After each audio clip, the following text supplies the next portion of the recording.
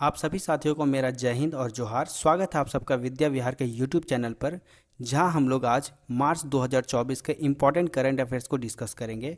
और इस डिस्कशन के दौरान हम लोग राष्ट्रीय, अंतर्राष्ट्रीय, विज्ञान एवं प्रौद्योगिकी, महत्वपूर्ण दिवस एवं ऐतिहासिक दिवस, आर्थिक, नियुक्ति, पुरस्कार, योजनाएं, खेल एवं झारखंड से related important current affairs discuss करेंगे।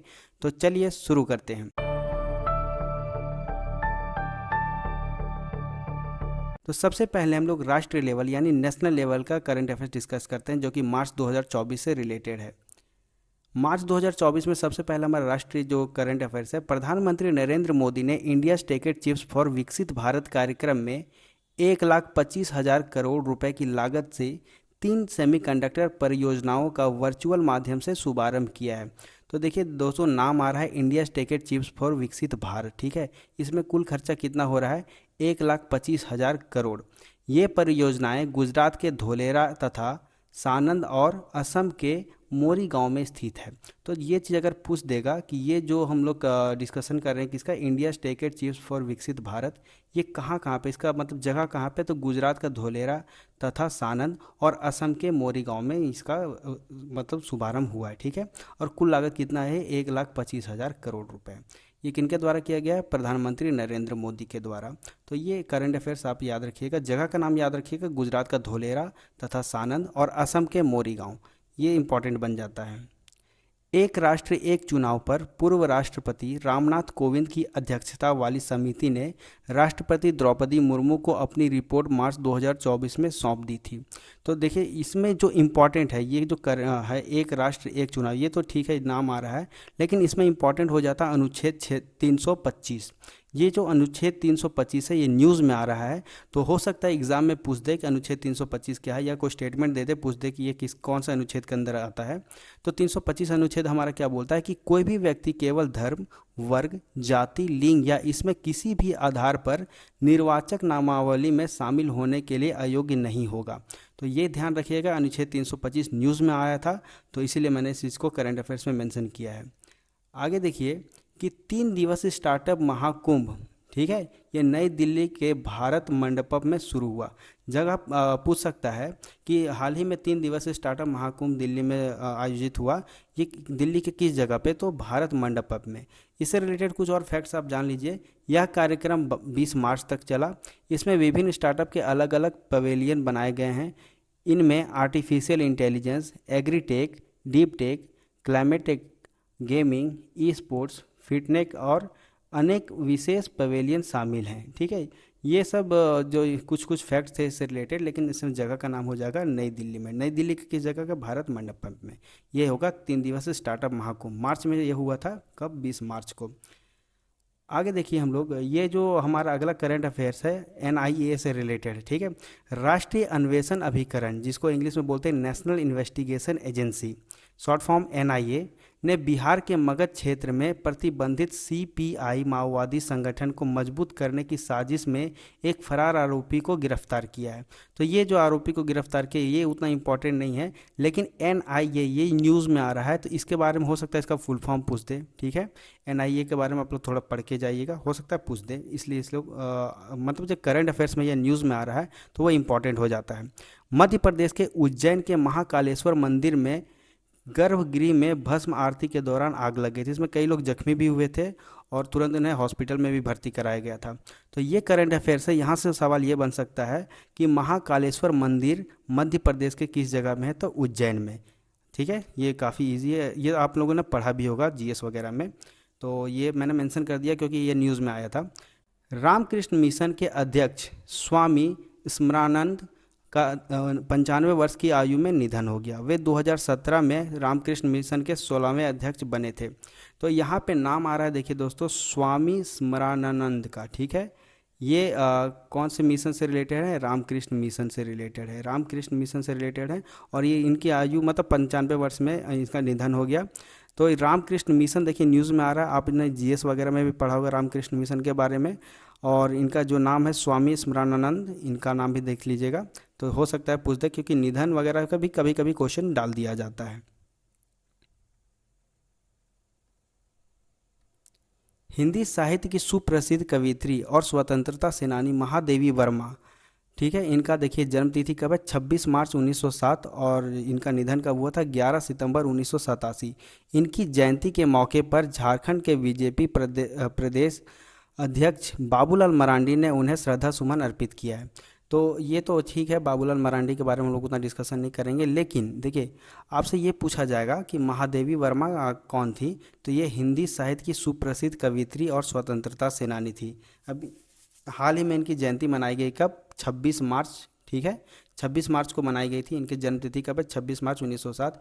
इनके बारे में जीएस वगैरह में हम सबने पढ़ रखा है, इसलिए और ये न्यूज़ में आ रही हैं, तो इनके बारे में जैसे इनको मतलब अभी इनके जयंती पर मतलब इनको श्रद्धासुमन श्रद्धांजलि अर्पित की गई। तो महादेवी वर्मा का नाम आप याद रखिएगा, और ये किस फील्ड से रिलेटेड हैं, ठीक है, एक ये स्वतंत्रता सेनानी भी रही हैं, तो ये याद रखिएगा।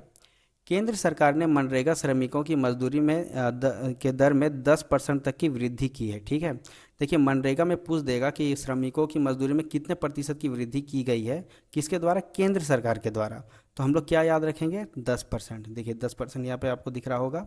अब देखिए हर स्टेट का अलग अलग मतलब ये जो है ना मजदूरी तय की गई थी।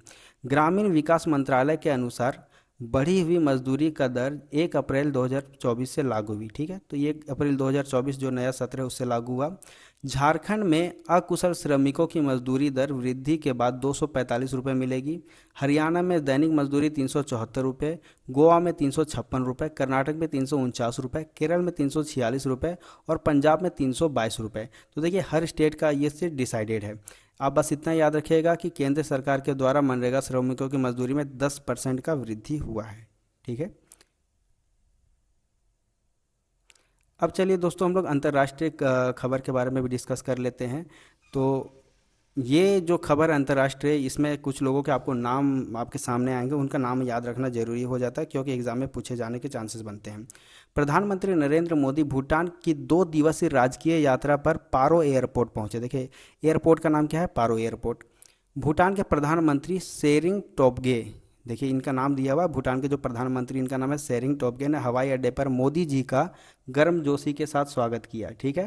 प्रधानमंत्री नरेंद्र मोदी जी ने भूटान के राजा जिग्मे खेसर नामग्याल वांगचुक और भूटान के चौथे राजा जिग्मे सिंगे वांगचुक से मुलाकात की। तो वहाँ पे अभी भी राजा लोग हैं, उनका नाम दिया हुआ है, तो राजा का नाम भी हो सकता है पूछ दे क्योंकि ये न्यूज़ में आए हैं। प्रधानमंत्री भूटान की राजधानी थिम्पू में मातृ एवं शिशु अस्पताल का भी उद्घाटन किया। यह अत्याधुनिक अस्पताल भारत की सहायता से बनाया गया है। तो ये सब इम्पॉर्टेंट हो जाता है, ये जो 3-4 पॉइंट है इसमें आप लोग को 2-4 लोगों के नाम पता चला होगा, ये आपको ध्यान रखना होगा। ये हो जाता है हमारा अंतर्राष्ट्रीय न्यूज़। अब आगे आते हैं हम लोग विज्ञान एवं प्रौद्योगिकी यानी साइंस एवं टेक्नोलॉजी में। साइंस एंड टेक्नोलॉजी में सबसे पहले देखिए हम लोग डिस्कस करते हैं भारतीय अंतरिक्ष अनुसंधान संगठन यानी इसरो के बारे में। इसरो ने दोबारा इस्तेमाल होने वाले प्रक्षेपण यान पुष्पक का परीक्षण किया। तो हो सकता है कि आपको पूछ दे यान का क्या नाम है, तो पुष्पक, ठीक है, इसका परीक्षण किया गया दोबारा। अब इससे जो रिलेटेड कुछ फैक्ट्स हैं जो यहाँ पे मैंने मेंशन कर दिया है। कर्नाटक में चित्रदुर्ग के पास चलकेरे में होने वाले परीक्षण के दौरान इसकी सफल लैंडिंग कराई गई, किसकी, पुष्पक की। यह 2030 में भारतीय स्पेस स्टेशन पर कार्गो और सैटेलाइट्स ले जाने का काम करेगा। प्रधानमंत्री नरेंद्र मोदी के दौरे के समय इसका नाम पुष्पक रखा गया। तो कुछ कुछ जो पॉइंट्स थे आपको इंपॉर्टेंट लगे, उस चीज़ को याद रखिएगा। और इसरो के बारे में भी हम लोग याद मतलब पिछले कुछ करंट अफेयर्स में मैंने डिस्कस किया था इसरो संगठन के बारे में कि इसका चेयरमैन कब है, इसका एस्टेब्लिशमेंट कब हुआ था। तो आप हो सकता है तो आप जाके करंट अफेयर्स वहाँ पर देख सकते हैं मेरा। मेकॉन रांची अब देश में खनिज भंडारों का भी खोज करेगा। तो मेकॉन जो हम लोग झारखंड वासी हैं, ये हम लोग मेकॉन के बारे में अच्छे तरह से जानते हैं कि मेकॉन कहाँ है, रांची में। आप सबने देखा होगा मेकॉन का ऑफिस। तो देखिए केंद्रीय इस्पात मंत्रालय ने देश विदेश में खनन को लेकर कंसल्टेंसी एजेंसी के तौर पर काम करने के वाले मेकॉन को सरकारी अन्वेषण एजेंसी के रूप में अधिसूचित किया है। तो मेकॉन है, मेकॉन के बारे में भी हम लोग थोड़ी देर में डिस्कस करेंगे। खनिजों की खोज करने का लाइसेंस मिलने के साथ इसे कच्चे इस्पात विस्तार के लिए खरीद और अनुबंध इंजीनियरिंग सेवाओं के को मिल चुका है। ठीक है, तो देखिए मेकॉन है, न्यूज़ में आ रहा था, मेकॉन के बारे में भी हम लोग थोड़ा जान लेते हैं। मेकॉन इसका फुल फॉर्म क्या होता है? Metallurgical and engineering consultants India limited. इसका हेडक्वार्टर कहाँ है? रांची झारखंड में। और इसका स्थापना कब हुआ था? 1959 में। तो मेकॉन के बारे में इतना जान लीजिए आप। हो सकता है मेकॉन का फुल फॉर्म पूछ दे, इसका हेडक्वार्टर पूछ दे। ठीक है, हेडक्वार्टर रांची हो जाता है।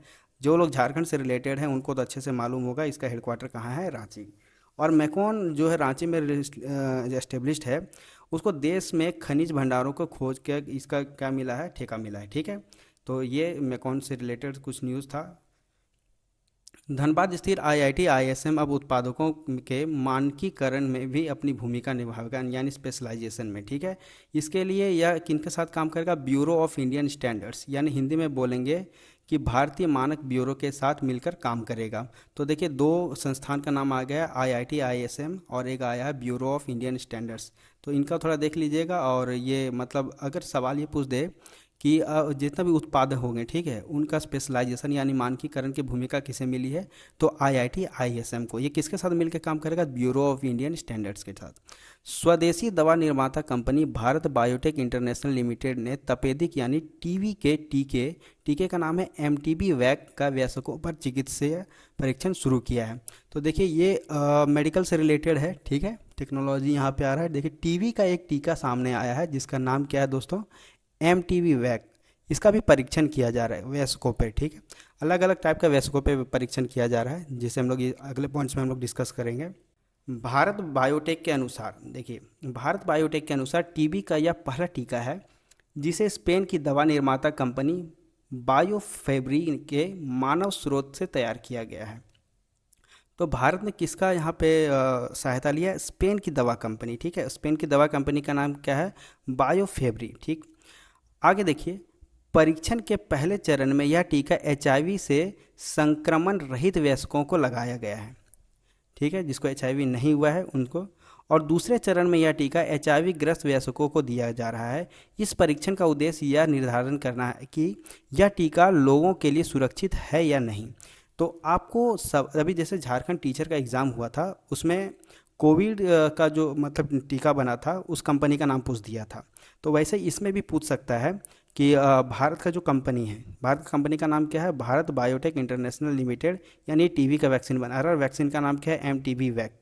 ठीक है, ये किसके सहायता से बना रहा है? स्पेन की दवा निर्माता कंपनी। कंपनी का नाम क्या है? बायोफेब्री। तो ये सब क्वेश्चन पूछ सकता है। जैसे भी झारखंड का टीचर का एग्ज़ाम हुआ था तो उसमें पूछ दिया था कोविशील्ड के बारे में कि कोविशील्ड का सबसे पहले किस कंपनी ने इसको बनाया था। तो ऑप्शन के हिसाब से आप लोग मतलब बहुत सारे टीचर्स ने सही भी किया था। तो यहाँ पे टीबी वैक्सीन के बारे में पूछ सकता है। ठीक है, तो उसको आधार लेके मैंने इस चीज़ को करंट अफेयर्स में यहाँ मेंशन किया है।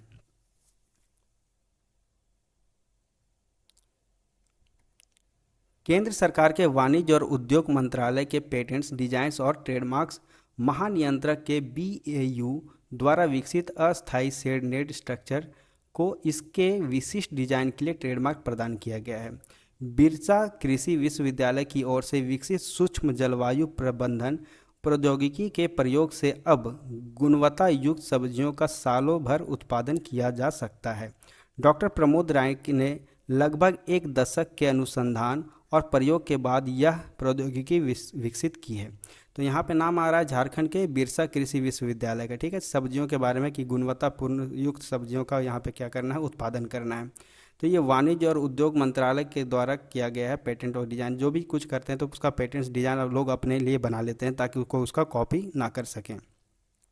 ये था दोस्तों साइंस एंड टेक्नोलॉजी से रिलेटेड मार्च 2024 के करंट अफेयर्स। अब आते हैं कुछ इंपॉर्टेंट डेट्स के बारे में भी डिस्कस कर लेते हैं जो मार्च में मनाए जाते हैं। 22 मार्च को विश्व जल दिवस मनाया गया। ठीक है, और इस वर्ष विश्व जल दिवस का जो विषय था समृद्धि और शांति के लिए जल, यानी इंग्लिश में बोले तो वाटर फॉर पीस। तो ये कब मनाया गया था? 22 मार्च को विश्व जल दिवस, वर्ल्ड वाटर डे। आगे देखिए, ये बहुत इंपॉर्टेंट हो जाता है दोस्तों। ये जो है हमारा मेरे पॉइंट ऑफ व्यू से काफ़ी इंपॉर्टेंट है। 23 मार्च को शहीद आजम भगत सिंह, राजगुरु और सुखदेव की शहीदी दिवस पर उन्हें श्रद्धांजलि अर्पित की गई। तो डेट याद रखिएगा 23 मार्च को। 23 मार्च को मतलब इन्हें श्रद्धांजलि अर्पित की जाती है।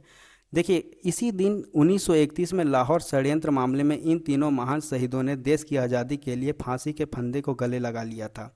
ठीक है, इनको फांसी दे दिया गया था किस दिन, 23 मार्च को 1931, साल भी याद रखिएगा।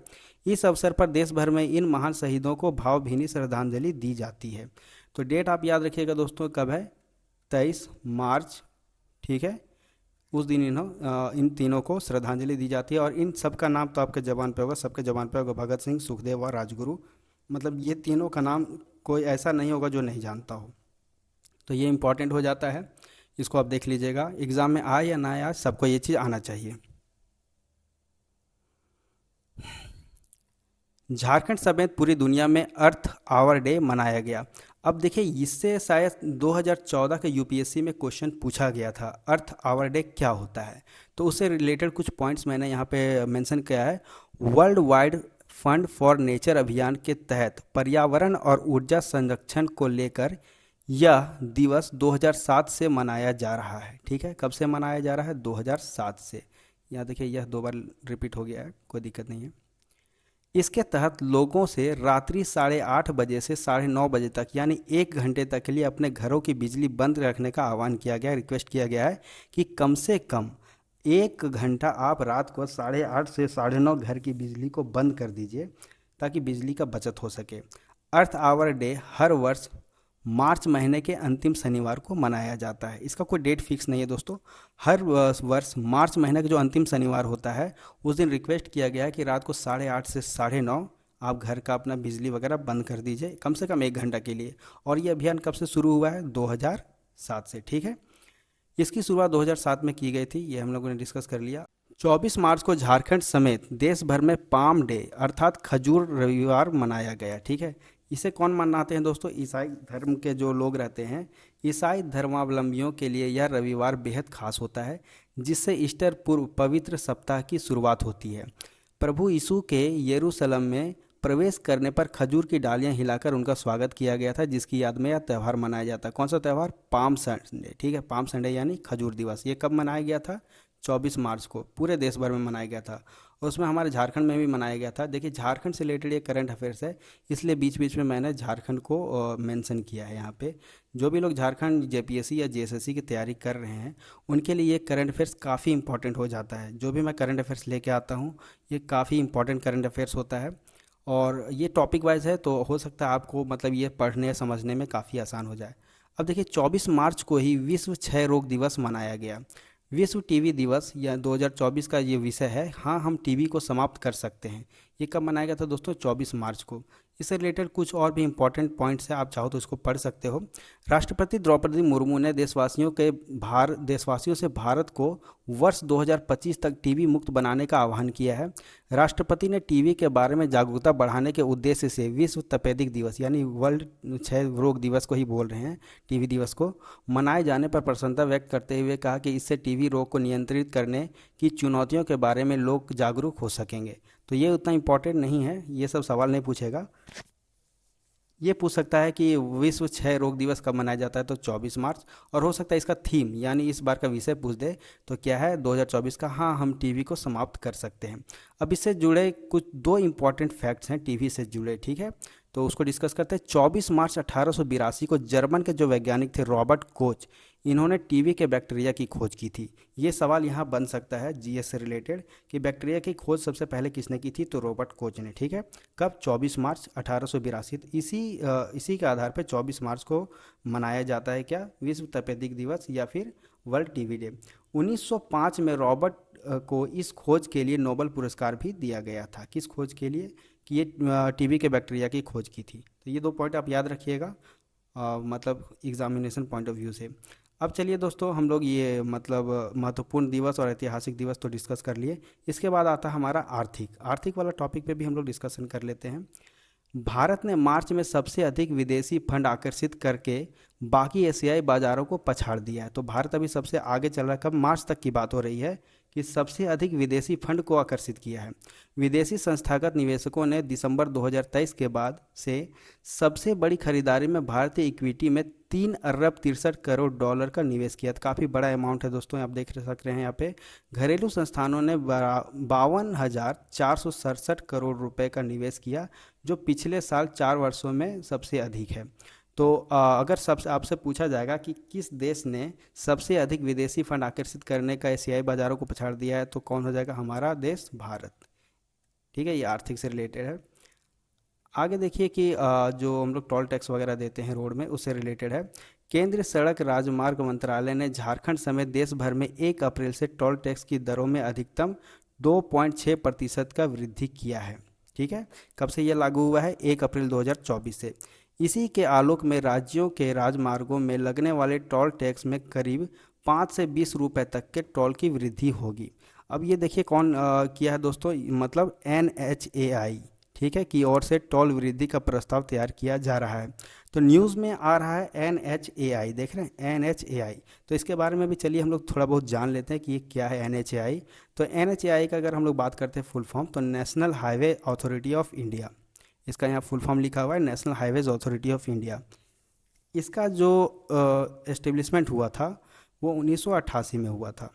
ठीक है, इसके जो अभी करंट चेयरमैन है संतोष कुमार यादव हैं, और इसका जो हेडक्वार्टर है NHAI का वो है दिल्ली में। दिल्ली में किस जगह में? द्वारका में। ये किस मिनिस्ट्री के अंडर आता है? ये ministry of road transport and highways, government of India के अंडर आता है।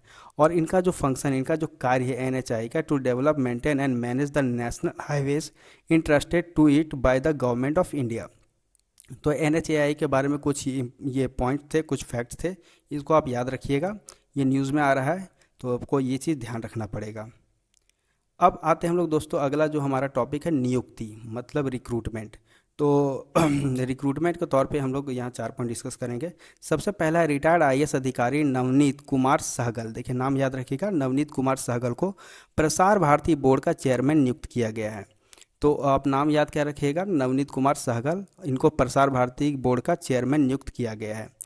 अगला है पूर्व IAS ज्ञानेश कुमार और सुखबीर संधू भारत के नए चुनाव आयुक्त के रूप में नियुक्त किए गए हैं। तो 2 नाम यहाँ पे याद रखिएगा, ज्ञानेश कुमार और सुखबीर संधू, इनको भारत के नए चुनाव आयुक्त के रूप में नियुक्त किया गया है। अब इनसे रिलेटेड कुछ पॉइंट्स हैं, देखिए। नए चुनाव आयुक्त ज्ञानेश कुमार 1988 बैच का IAS अधिकारी हैं और सहकारिता मंत्रालय में सचिव के पद से रिटायर हुए हैं। वहीं अगर सुखबीर संधू की भी बात की जाए तो ये भी 1988 बैच का IAS अधिकारी हैं और उत्तराखंड के मुख्य सचिव के पद से रिटायर हुए हैं। तो ये 2 नाम आप याद रखिएगा। अगला देखिए, झारखंड की नई गृह सचिव वंदना दादेल बनाई गई हैं। ठीक है, झारखंड से रिलेटेड ये न्यूज़ है कि उनकी जो नई गृह सचिव है कौन है? वंदना दादेल। झारखंड राज्य के राज्यपाल CP राधाकृष्णन ने तेलंगाना के राज्यपाल के अतिरिक्त प्रभार, ये पदभार का ग्रहण किया है।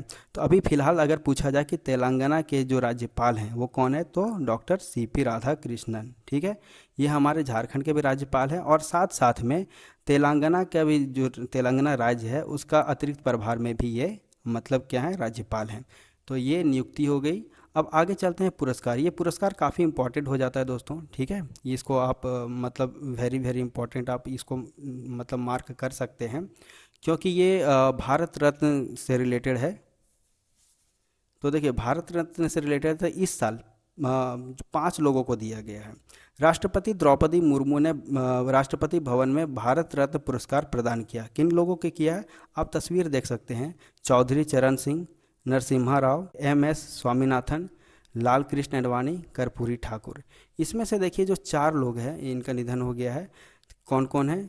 चौधरी चरण सिंह, PV नरसिम्हा राव, बिहार के जो पूर्व मुख्यमंत्री हैं कर्पूरी ठाकुर और प्रख्यात वैज्ञानिक है MS स्वामीनाथन। इनके मरने के उपरांत यानी मरणोपरांत भारत रत्न दिया गया। और जो भारत के पूर्व उप प्रधानमंत्री रहे हैं लाल कृष्ण अडवाणी, इनको भी देश का सर्वोच्च सम्मान भारत रत्न से सम्मानित किया गया। तो ये 5 लोगों का नाम आता है, आप इनकी तस्वीर भी देख सकते हैं। तो ये काफ़ी इंपॉर्टेंट हो जाता है भारत रत्न से रिलेटेड। ठीक है, एक बार इनका नाम फिर से डिस्कस कर लेते हैं। चौधरी चरण सिंह, नरसिम्हा राव, ठीक है, कर्पूरी ठाकुर, MS स्वामीनाथन और लाल कृष्ण अडवाणी। ये था दोस्तों पुरस्कार से रिलेटेड। अब आते हैं योजनाएं। काफ़ी सारी योजनाएं का चर्चा हुआ है इसमें मार्च महीने में, तो मैं सारी योजनाओं को आपके सामने लेकर आया हूं। तो आप थोड़ा समय दीजिए और मतलब वीडियो को अंत तक देखिए, आपको योजनाएं समझ में आ जाएगी। आप इसको नोट डाउन भी कर सकते हैं और अगर नोट डाउन नहीं करना चाहते तो इसका PDF मैंने इस वीडियो के डिस्क्रिप्शन में अटैच कर दिया है। आप वहाँ से PDF डाउनलोड कर सकते हैं और मतलब पढ़ सकते हैं। ठीक है, लेकिन पढ़ने से पहले एक बार वीडियो को देख लें तो आपके लिए ज़्यादा अच्छा रहेगा, पढ़ना आसान हो जाएगा। क्योंकि आपके साथ अगर कोई डिस्कस कर लेना तो उसके बाद आप उस चीज़ को पढ़ते हैं तो आसानी से आप उस चीज़ समझ जाते हैं और उसको आप याद रख सकते हैं। प्रधानमंत्री नरेंद्र मोदी ने सामाजिक उत्थान और रोजगार आधारित जन कल्याण पीएम सूरज के राष्ट्रीय कर पोर्टल का शुभारंभ किया। तो देखिए यहाँ पे नाम आ रहा है आपका पीएम सूरज, ठीक है, पीएम सूरज, प्रधानमंत्री सूरज। तो देखिए ये पीएम सूरज का फुल फॉर्म भी है, आगे आप देखिएगा इसमें। तो ये जो पीएम सूरज अगर न्यूज़ में आ रहा है तो इसके बारे में भी जानना थोड़ा ज़रूरी हो जाता है। प्रधानमंत्री सामाजिक उत्थान और रोजगार आधारित जन कल्याण, जिसको शॉर्ट में क्या बोलते हैं, पीएम सूरज, राष्ट्रीय पोर्टल का नाम है। इस पोर्टल के माध्यम से देश भर के पात्र लोगों को ऋण सहायता दी जाएगी, जिसमें पिछड़े वर्गों, अनुसूचित जाति और स्वच्छता श्रमिक शामिल हैं, ताकि सभी वंचित वर्गों का उत्थान हो सके। इस मौके पर राज्यपाल ने वंचित वर्ग के 3 लोगों को सांकेतिक रूप से आयुष्मान कार्ड प्रदान किया। देश में अनुसूचित जाति, जनजाति तथा पिछड़े वर्गों के लोगों को बिजनेस शुरू करने में सहायता देने के लिए पीएम सूरज पोर्टल को शुरू किया गया। सामाजिक न्याय और अधिकारिता मंत्रालय द्वारा मार्च 2024 में शुरू किए गए इस पोर्टल के माध्यम से एसटी, एससी, ओबीसी समुदाय सहित सभी सफाई कर्मियों को 15 लाख रुपए तक का ऋण दिया जाएगा। अब देखिए यहाँ पे काफ़ी सारे सवाल बन सकते हैं, ठीक है। पीएम सूरज अगर बोला जाए तो इसका क्या होगा, प्रधानमंत्री उत्थान और रोजगार आधारित जन कल्याण, ठीक, इसका फुल फॉर्म है। इसके आधार पे किन किन लोगों का भलाई हो सकता है, एसटी, एससी और ओबीसी लोगों, और इनको बिजनेस करने के लिए भी मतलब सरकार सहायता करेगी, ठीक है। ये एक पोर्टल है, पीएम सूरज क्या है, एक पोर्टल है, ठीक है।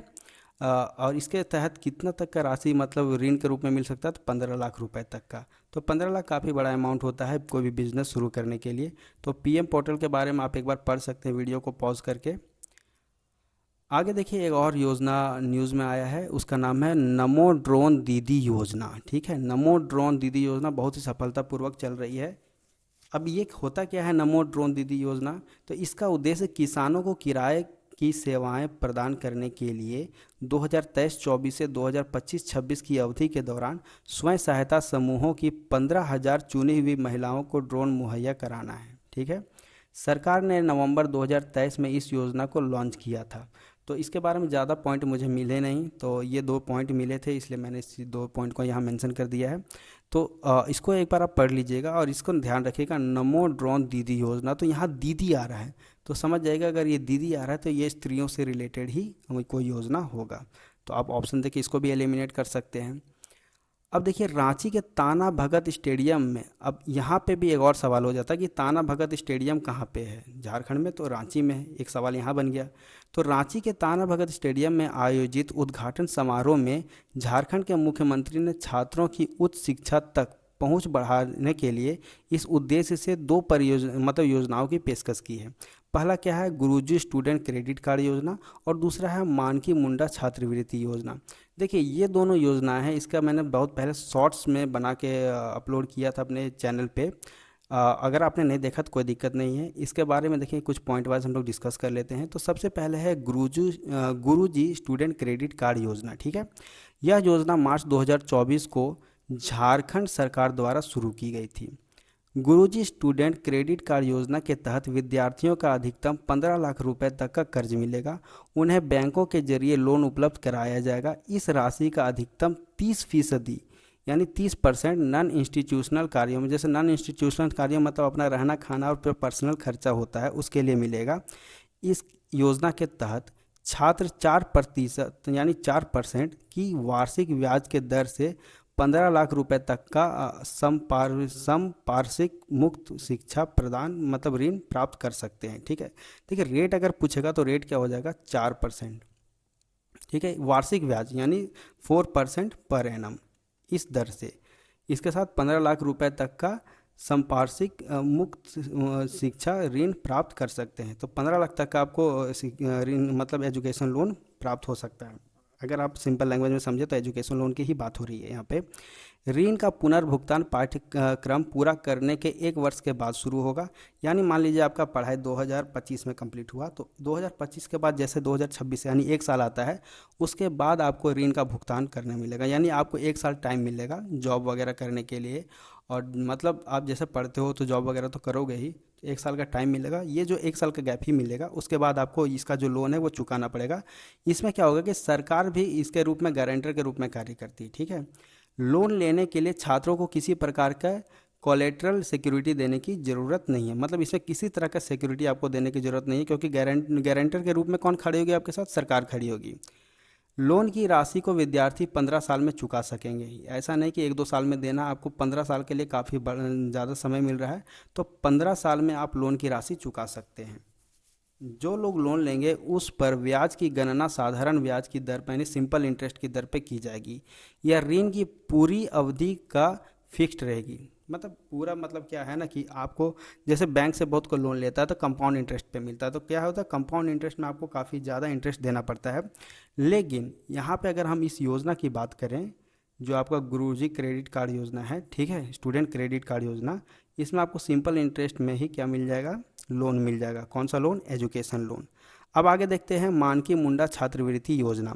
यह योजना फरवरी 2024 को झारखंड सरकार द्वारा शुरू की गई थी। इस योजना के तहत छात्राओं को डिप्लोमा पाठ्यक्रमों के लिए 15,000 रुपये प्रतिवर्ष और इंजीनियरिंग यानी बीटेक वगैरह करने के लिए 30,000 रुपये प्रतिवर्ष मिलेंगे। तो अगर आपसे मानकी मुंडा छात्रवृत्ति योजना यानी स्कॉलरशिप योजना के बारे में पूछा जाए, तो जो डिप्लोमाधारी हैं उनको 15,000 और जो बीटेक कर रहे हैं, इंजीनियरिंग कर रहे हैं, उनको उसका डबल यानी 30,000 तक का पर वर्ष मतलब प्रति वर्ष यानी एनुअली इतना पैसा क्या मिलेगा? एज ए स्कॉलरशिप मिलेगा। अब देखिए अभी हम लोग क्या डिस्कस कर रहे थे कि रांची के ताना भगत स्टेडियम में, देख रहे हैं ना, रांची के ताना भगत स्टेडियम में ये दो योजनाओं का तो चर्चा हुआ था, गुरुजी स्टूडेंट क्रेडिट कार्ड योजना और मानकी मुंडा छात्रवृत्ति योजना। इसके साथ ही जो मुख्यमंत्री हैं हमारे झारखंड के, उन्होंने क्या किया कि उन्होंने मुख्यमंत्री शिक्षा प्रोत्साहन योजना का भी उल्लेख किया। जो मुख्यमंत्री थे हमारे, उन्होंने क्या किया? शिक्षा प्रोत्साहन योजना का भी क्या किया? डिस्कशन किया। तो शिक्षा प्रोत्साहन योजना का अगर न्यूज़ में नाम आया है तो चलिए उसके बारे में भी हम लोग थोड़ा सा जान लेते हैं। तो मुख्यमंत्री शिक्षा प्रोत्साहन योजना क्या होता है? यह योजना छात्रों को 2,500 रुपये का मासिक स्टिपेंड प्रदान करने वाली योजना है, ठीक है। यानी जैसे स्टूडेंट लोग का पर्सनल खर्चा होता है तो 2,500 रुपये उसको मंथली मिलेगा, ठीक है, एज ए स्टिपेंड के रूप में। इस स्टिपेंड का उद्देश्य कोचिंग के दौरान रहने वाले खर्चों को कम करना है। यह सुनिश्चित करना है कि वित्तीय बाधाएं शैक्षणिक या शैक्षिक गतिविधियों को बाधा ना डाले। यानी कि अगर कोई स्टूडेंट पढ़ाई कर रहा है तो ऐसा ना हो कि पैसा की कमी के कारण उनको क्या करना पड़े कि अपना पढ़ाई बीच में छोड़ना पड़े या किसी तरह का क्या हो जाए, दिक्कत हो जाए, ठीक है। इसलिए उसमें मंथली कितना मिल जाएगा? 2,500 रुपये। यह योजना जो है राष्ट्रीय स्तर की प्रतियोगिता परीक्षाएं जैसे कि जेई इंजीनियरिंग के लिए NEET, CLAT, NHM CET, NIFT CET आदि की तैयारी करने के लिए छात्रों को मुफ्त कोचिंग प्रदान करती है। तो देखिए बहुत सारे ये जो योजना है, कौन सा? मुख्यमंत्री शिक्षा प्रोत्साहन योजना, यानी शिक्षा के लिए प्रोत्साहित करेगा, यानी आपको खर्चा भी देगा, आपको मुफ्त में कोचिंग भी करवाएगा, ताकि जो भी बच्चे इच्छुक हैं आगे ज़िंदगी में कुछ करना चाहते हैं, मतलब आर्थिक तंगी के कारण पढ़ाई बीच में ना छोड़ना पड़े और वो पढ़ सकें। छात्रों का चयन कर उनके 10वीं कक्षा के अंकों के आधार पर होगा और कोचिंग संस्थानों में प्रवेश पहले आओ पहले पाओ के आधार पर होगा। देखिए फर्स्ट कम फर्स्ट सर्विस के आधार पर होगा, जो पहले जाएगा उसको पहले सर्विस मिलेगा। तो आप मुख्यमंत्री शिक्षा प्रोत्साहन योजना, आई होप आपको कुछ कुछ समझ में आ गया होगा कि इसमें मंथली स्टिपेंड कितना मिलेगा? 2,500 रुपया, ताकि जो भी बच्चे बाहर रह के खर्चा अपना कर रहे हैं तो उनको खर्चा का मतलब मंथली खर्चा मिल जाए। स्टिपेंड मतलब मंथली आपको उतना पैसा मिलेगा एज अ स्कॉलरशिप, ठीक है। और जो भी नेशनल लेवल की है, मतलब राष्ट्रीय स्तर की जो प्रतियोगिता परीक्षाएं, इंजीनियरिंग हो गया, मेडिकल हो गया और तरह तरह के जो भी है उसकी तैयारी फ्री में कराई जाएगी। और इसका चयन यानी जो भी बच्चों का चयन इसके लिए किया जाएगा उनका 10th यानी क्लास 10th का जो मार्क्स होगा उसके आधार पर होगा। और कोचिंग संस्थानों में जो सबसे पहले जाएगा उसको सबसे पहले उसका सर्विस मिलेगा, यानी पहले आओ पहले पाओ, उस आधार पर किया जाएगा। तो ये मुख्यमंत्री शिक्षा प्रोत्साहन योजना के बारे में कुछ इंपॉर्टेंट पॉइंट्स इतने सारे थे। आगे देखिए क्या आ रहा? प्रधानमंत्री नरेंद्र मोदी ने सूर्य घर मुफ्त बिजली योजना, एक योजना का नाम आ रहा है सूर्य घर मुफ्त बिजली योजना के अंतर्गत 1 करोड़ से अधिक घरों के पंजीकरण पर प्रसन्नता व्यक्त की है। तो यहाँ पे नाम आ रहा है कौन सी योजना का, सूर्य घर मुफ्त बिजली योजना। तो इससे रिलेटेड कुछ पॉइंट्स हैं, उसको डिस्कस कर लेते हैं, वो ज़्यादा ज़रूरी है। इस योजना के तहत सरकार आपके घर के छत पर सोलर पैनल लगाने के लिए सब्सिडी देती है। आजकल आप लोग न्यूज़ में सुन रहे होंगे कि सोलर को मतलब जैसे ये है क्या है, रिन्यूएबल एनर्जी है। तो एक तो क्या है कि इको फ्रेंडली भी है, इसमें कोई पॉल्यूशन वगैरह होता नहीं है, और ये मुफ्त में आपको बिजली बना के देगी। इसके लिए बस क्या चाहिए कि जहाँ पे सूर्य की रोशनी लगातार पड़ती हो दिन में, वहाँ आपको सोलर पैनल लगाना है, ठीक है। और मतलब प्रॉपर डिजाइनिंग के साथ, ऐसा नहीं कि इसका डायरेक्शन आप कहीं भी कर दें। इसका खास करके डिजाइनिंग मतलब जब भी किया जाता है तो इसका साउथ फेसिंग होता है। तो साउथ फेसिंग होता है ताकि ज़्यादा सूरज का रोशनी उसको ज़्यादा देर तक मिलता है, और बिजली भी ज़्यादा मतलब इसका मैन्युफैक्चर मतलब प्रोडक्शन होता है किसका, इलेक्ट्रिसिटी का। तो ये जो है सूर्य घर मुफ्त बिजली योजना, तो अब तो समझ में आ गया कि ये क्या है, सोलर पैनल। मतलब ये सोलर पैनल लगाने के लिए सब्सिडी सरकार देती है। सोलर पैनल सूर्य की रोशनी से बिजली बनाते हैं, ये तो अपने साइंस में पढ़ रखा है, जिससे आप अपनी बिजली की ज़रूरत को पूरा कर सकते हैं। इस योजना के तहत आपके परिवार को हर महीने 300 यूनिट तक की मुफ्त बिजली मिलेगी। इस चीज़ को ध्यान रखिएगा, कितने यूनिट, 300 यूनिट मुफ्त मिलेगी। और इस योजना के तहत पंजीकरण के लिए एक वेबसाइट दिया गया है, pmsuryaghar.gov.in। तो इस वाले वेबसाइट पे जाके आप लोग रजिस्ट्रेशन कर सकते हैं, जिनको भी सब्सिडी चाहिए, ठीक है, जिनको अपने घर में सोलर लगाना है।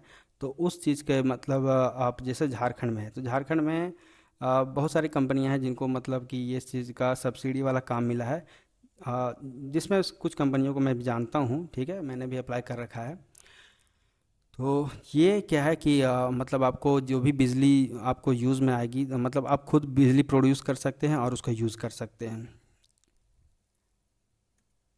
एक स्टेशन एक उत्पाद योजना, ठीक है, एक स्टेशन एक उत्पाद योजना, ये भी एक नया योजना है जो मतलब ही न्यूज़ में आया है, ठीक है। मतलब इसका चर्चा पहले भी हो रहा था, लेकिन अभी न्यूज़ में इसका चर्चा हो रहा था, तो यहाँ मतलब करंट अफेयर्स में मेंशन करना मैंने ज़रूरी समझा है। यह रेल मंत्रालय के अधीन भारतीय रेलवे की एक पहल है।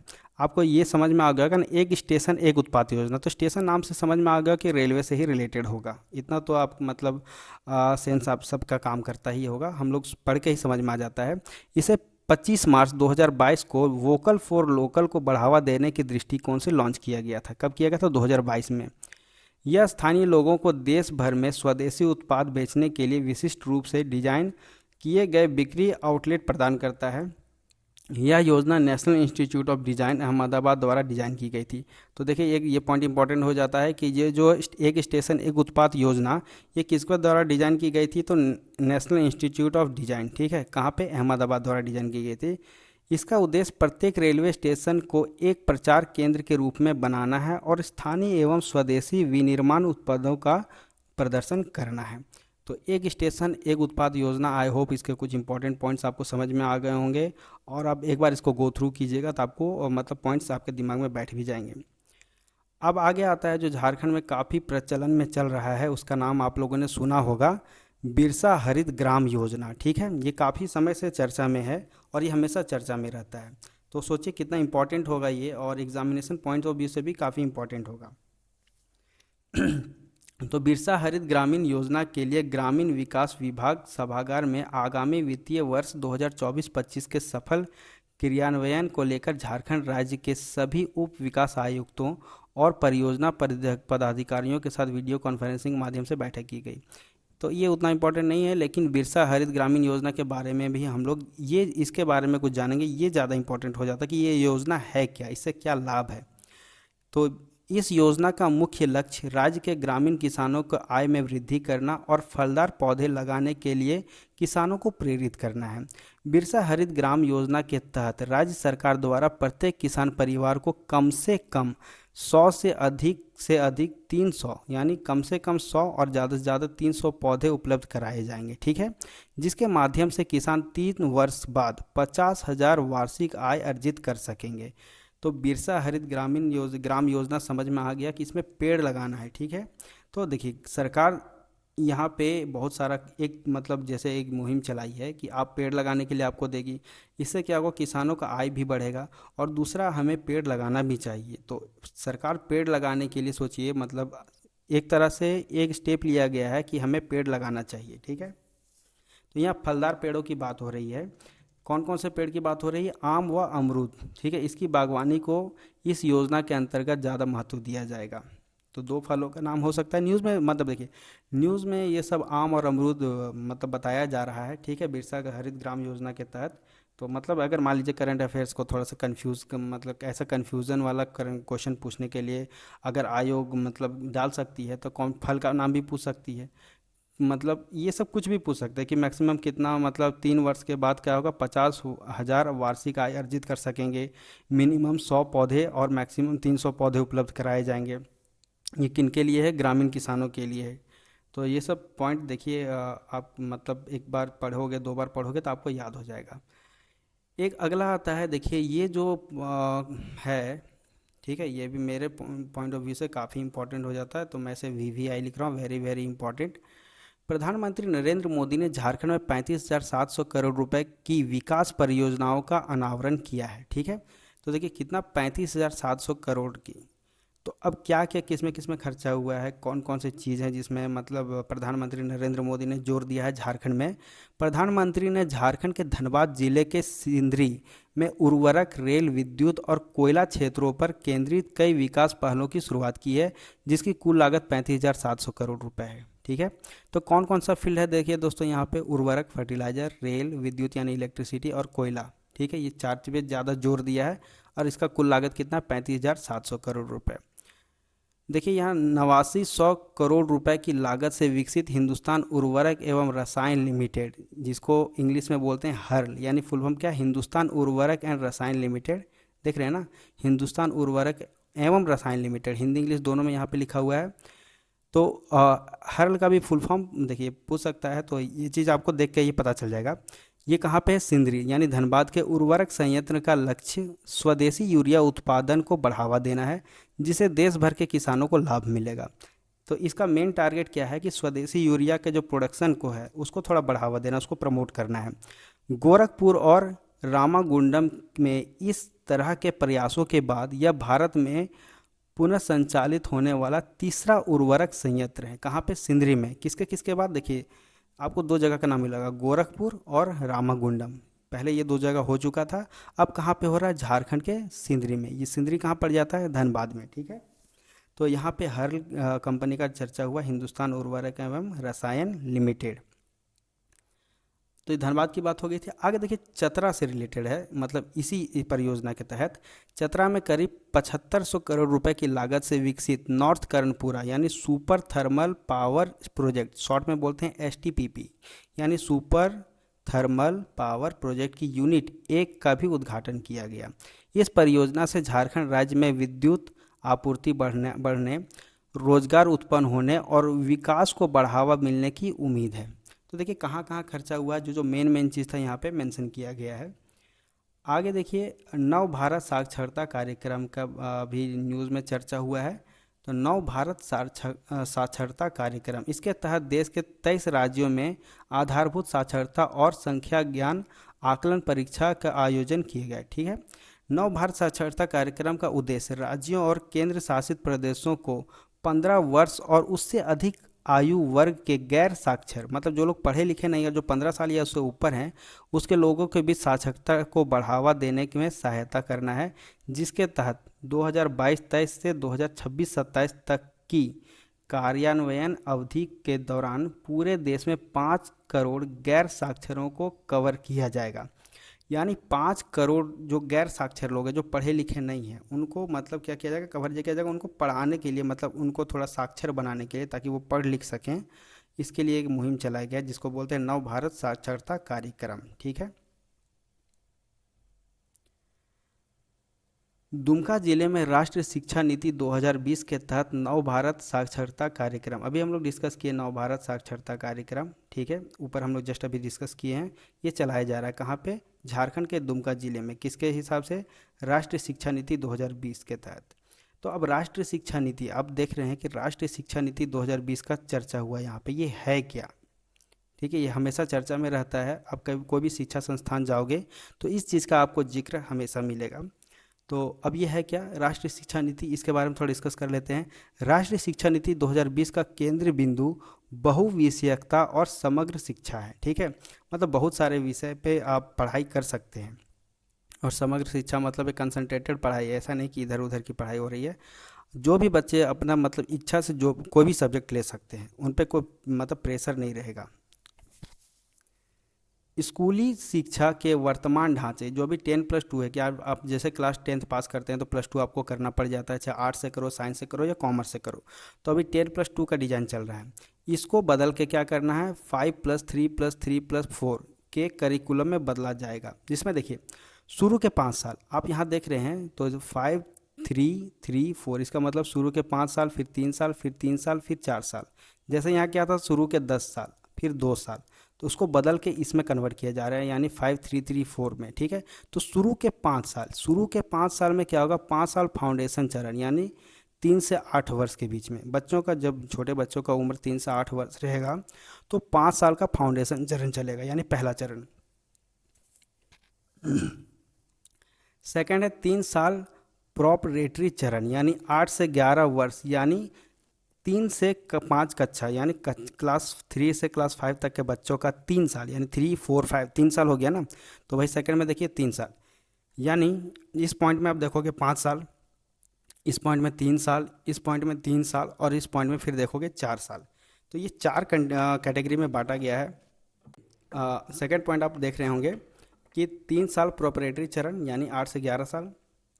थर्ड पॉइंट देख रहे होंगे 3 साल मिडिल, यानी 11 से 14 वर्ष, यानी क्लास 6 to 8। और चौथा पॉइंट देख रहे होंगे 4 साल सेकेंडरी चरण, यानी 14 साल से 18 वर्ष की उम्र तक की बच्चों के, यानी क्लास 9 से 12 शामिल हैं। तो ऐसे डिस्कस किया जाएगा कि शुरू का देखिए बच्चों को अभी 10+2 वाला कंडीशन, मतलब ये जो करिकुलम चल रहा है, फॉर्मेट चल रहा है 10+2 वाला चल रहा है, इसको बदल के किस में करना है 5 3 3 4। ये है नया शिक्षा नीति, यानी राष्ट्रीय शिक्षा नीति 2020 के तहत। समझ में आया। शुरू का 5 साल हो जाएगा फाउंडेशन चरण। जैसे बच्चा क्लास 3 जाता है, यानी 8 साल का होता है तो वो क्लास 3 जाएगा। गवर्नमेंट के हिसाब से अगर बच्चा जब तक क्लास 6 साल का है, अगर वो 6 साल का हो गया तभी उसे क्लास 1 में एडमिशन मिलेगा, ठीक है। तो 7 साल में क्लास 2, 8 साल में क्लास 3। तो 8 साल में जैसे क्लास 3 जाता है और वो 11 साल में क्लास 5 जाएगा, तो ये 3 साल कौन सा हो जाएगा प्रोपरेटरी चरण। उसके बाद 3 साल मिडिल हो जाएगा, यानी 11 से 14 वर्ष का, यानी क्लास 6 to 8, ये मिडिल स्कूल हो जाता है। और 8 के बाद देखिए 9 10 11 12, यानी हाई स्कूल, 9वां से 12वां तक हो जाता है हाई स्कूल। तो हाई स्कूल में इसको 4 साल दिया जाएगा। तो मतलब ये डिज़ाइन इसलिए किया गया ताकि बच्चों को मेंटली प्रेशर फील ना हो, और वो किसी तरह का प्रेशर फील ना करे पढ़ाई के दौरान। उनको जो विषय में रुचि हो वो विषय वो पढ़ सकते हैं। ये क्या है राष्ट्रीय शिक्षा नीति 2020। इसके बारे में अगर डिस्कशन करते हैं तो काफ़ी लंबा हम लोग को समय लगेगा। तो जो इम्पोर्टेंट मेन फैक्ट्स थे उसे मैंने शॉर्ट में यहाँ पे मेंशन कर दिया है। ज़्यादा चर्चा करने पे वीडियो काफ़ी लंबा चला जाएगा। अगला जो योजना है वो है पीएम श्री योजना, ठीक है। केंद्र सरकार की पीएम श्री योजना के तहत चतरा जिले के 14 विद्यालयों का चयन किया गया है। चयनित विद्यालयों को राष्ट्रीय शिक्षा नीति के तहत मॉडल विद्यालय के रूप में विकसित किया जाएगा। तो देखिए ना कौन सा योजना का नाम आ रहा है, पीएम श्री योजना, ठीक है। पीएम श्री योजना का सबसे पहले फुल फॉर्म डिस्कस कर लेते हैं। पीएम श्री योजना का फुल फॉर्म है school for rising India scheme. देखिए अगर आपको हिंदी में समझ में नहीं आया तो आप यहाँ देखिए पीएम श्री स्कूल्स, ठीक है। पीएम मतलब हो जाता है प्रधानमंत्री, श्री में आप याद रखिए एस एच से हो जाएगा स्कूल, यहाँ देखिए एस एच से स्कूल हो जाएगा, आर से हो जाएगा राइजिंग, और आई से हो जाएगा इंडिया, ठीक है।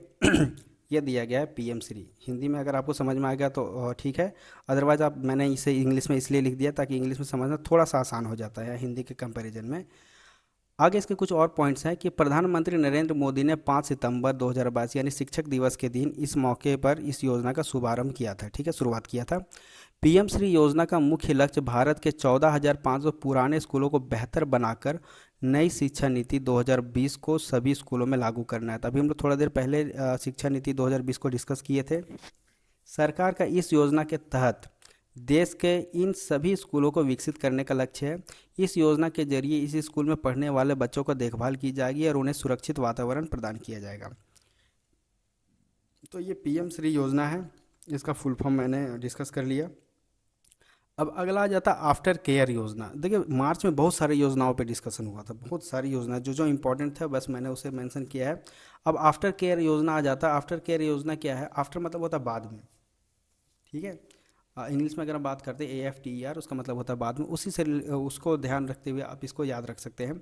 झारखंड राज्य सरकार के आफ्टर केयर योजना के तहत बाल गृहों में रहने वाले 18 वर्ष से अधिक उम्र के किशोरों को कौशल विकास का प्रशिक्षण दिया जाएगा। देखिए आफ्टर मतलब मैंने बताया बाद में, यानी 18 साल के बाद, यानी 18 साल से ऊपर के बच्चों को क्या किया जाएगा? कौशल विकास से प्रशिक्षण दिया जाएगा, ताकि उन लोग को मतलब थोड़ा स्किल डेवलपमेंट हो जाए और उन लोग अपना मतलब रहने खाने का या अपना जीवन जीने का शैली या जॉब वगैरह ढूंढ के अपना जीवन यापन कर सकें।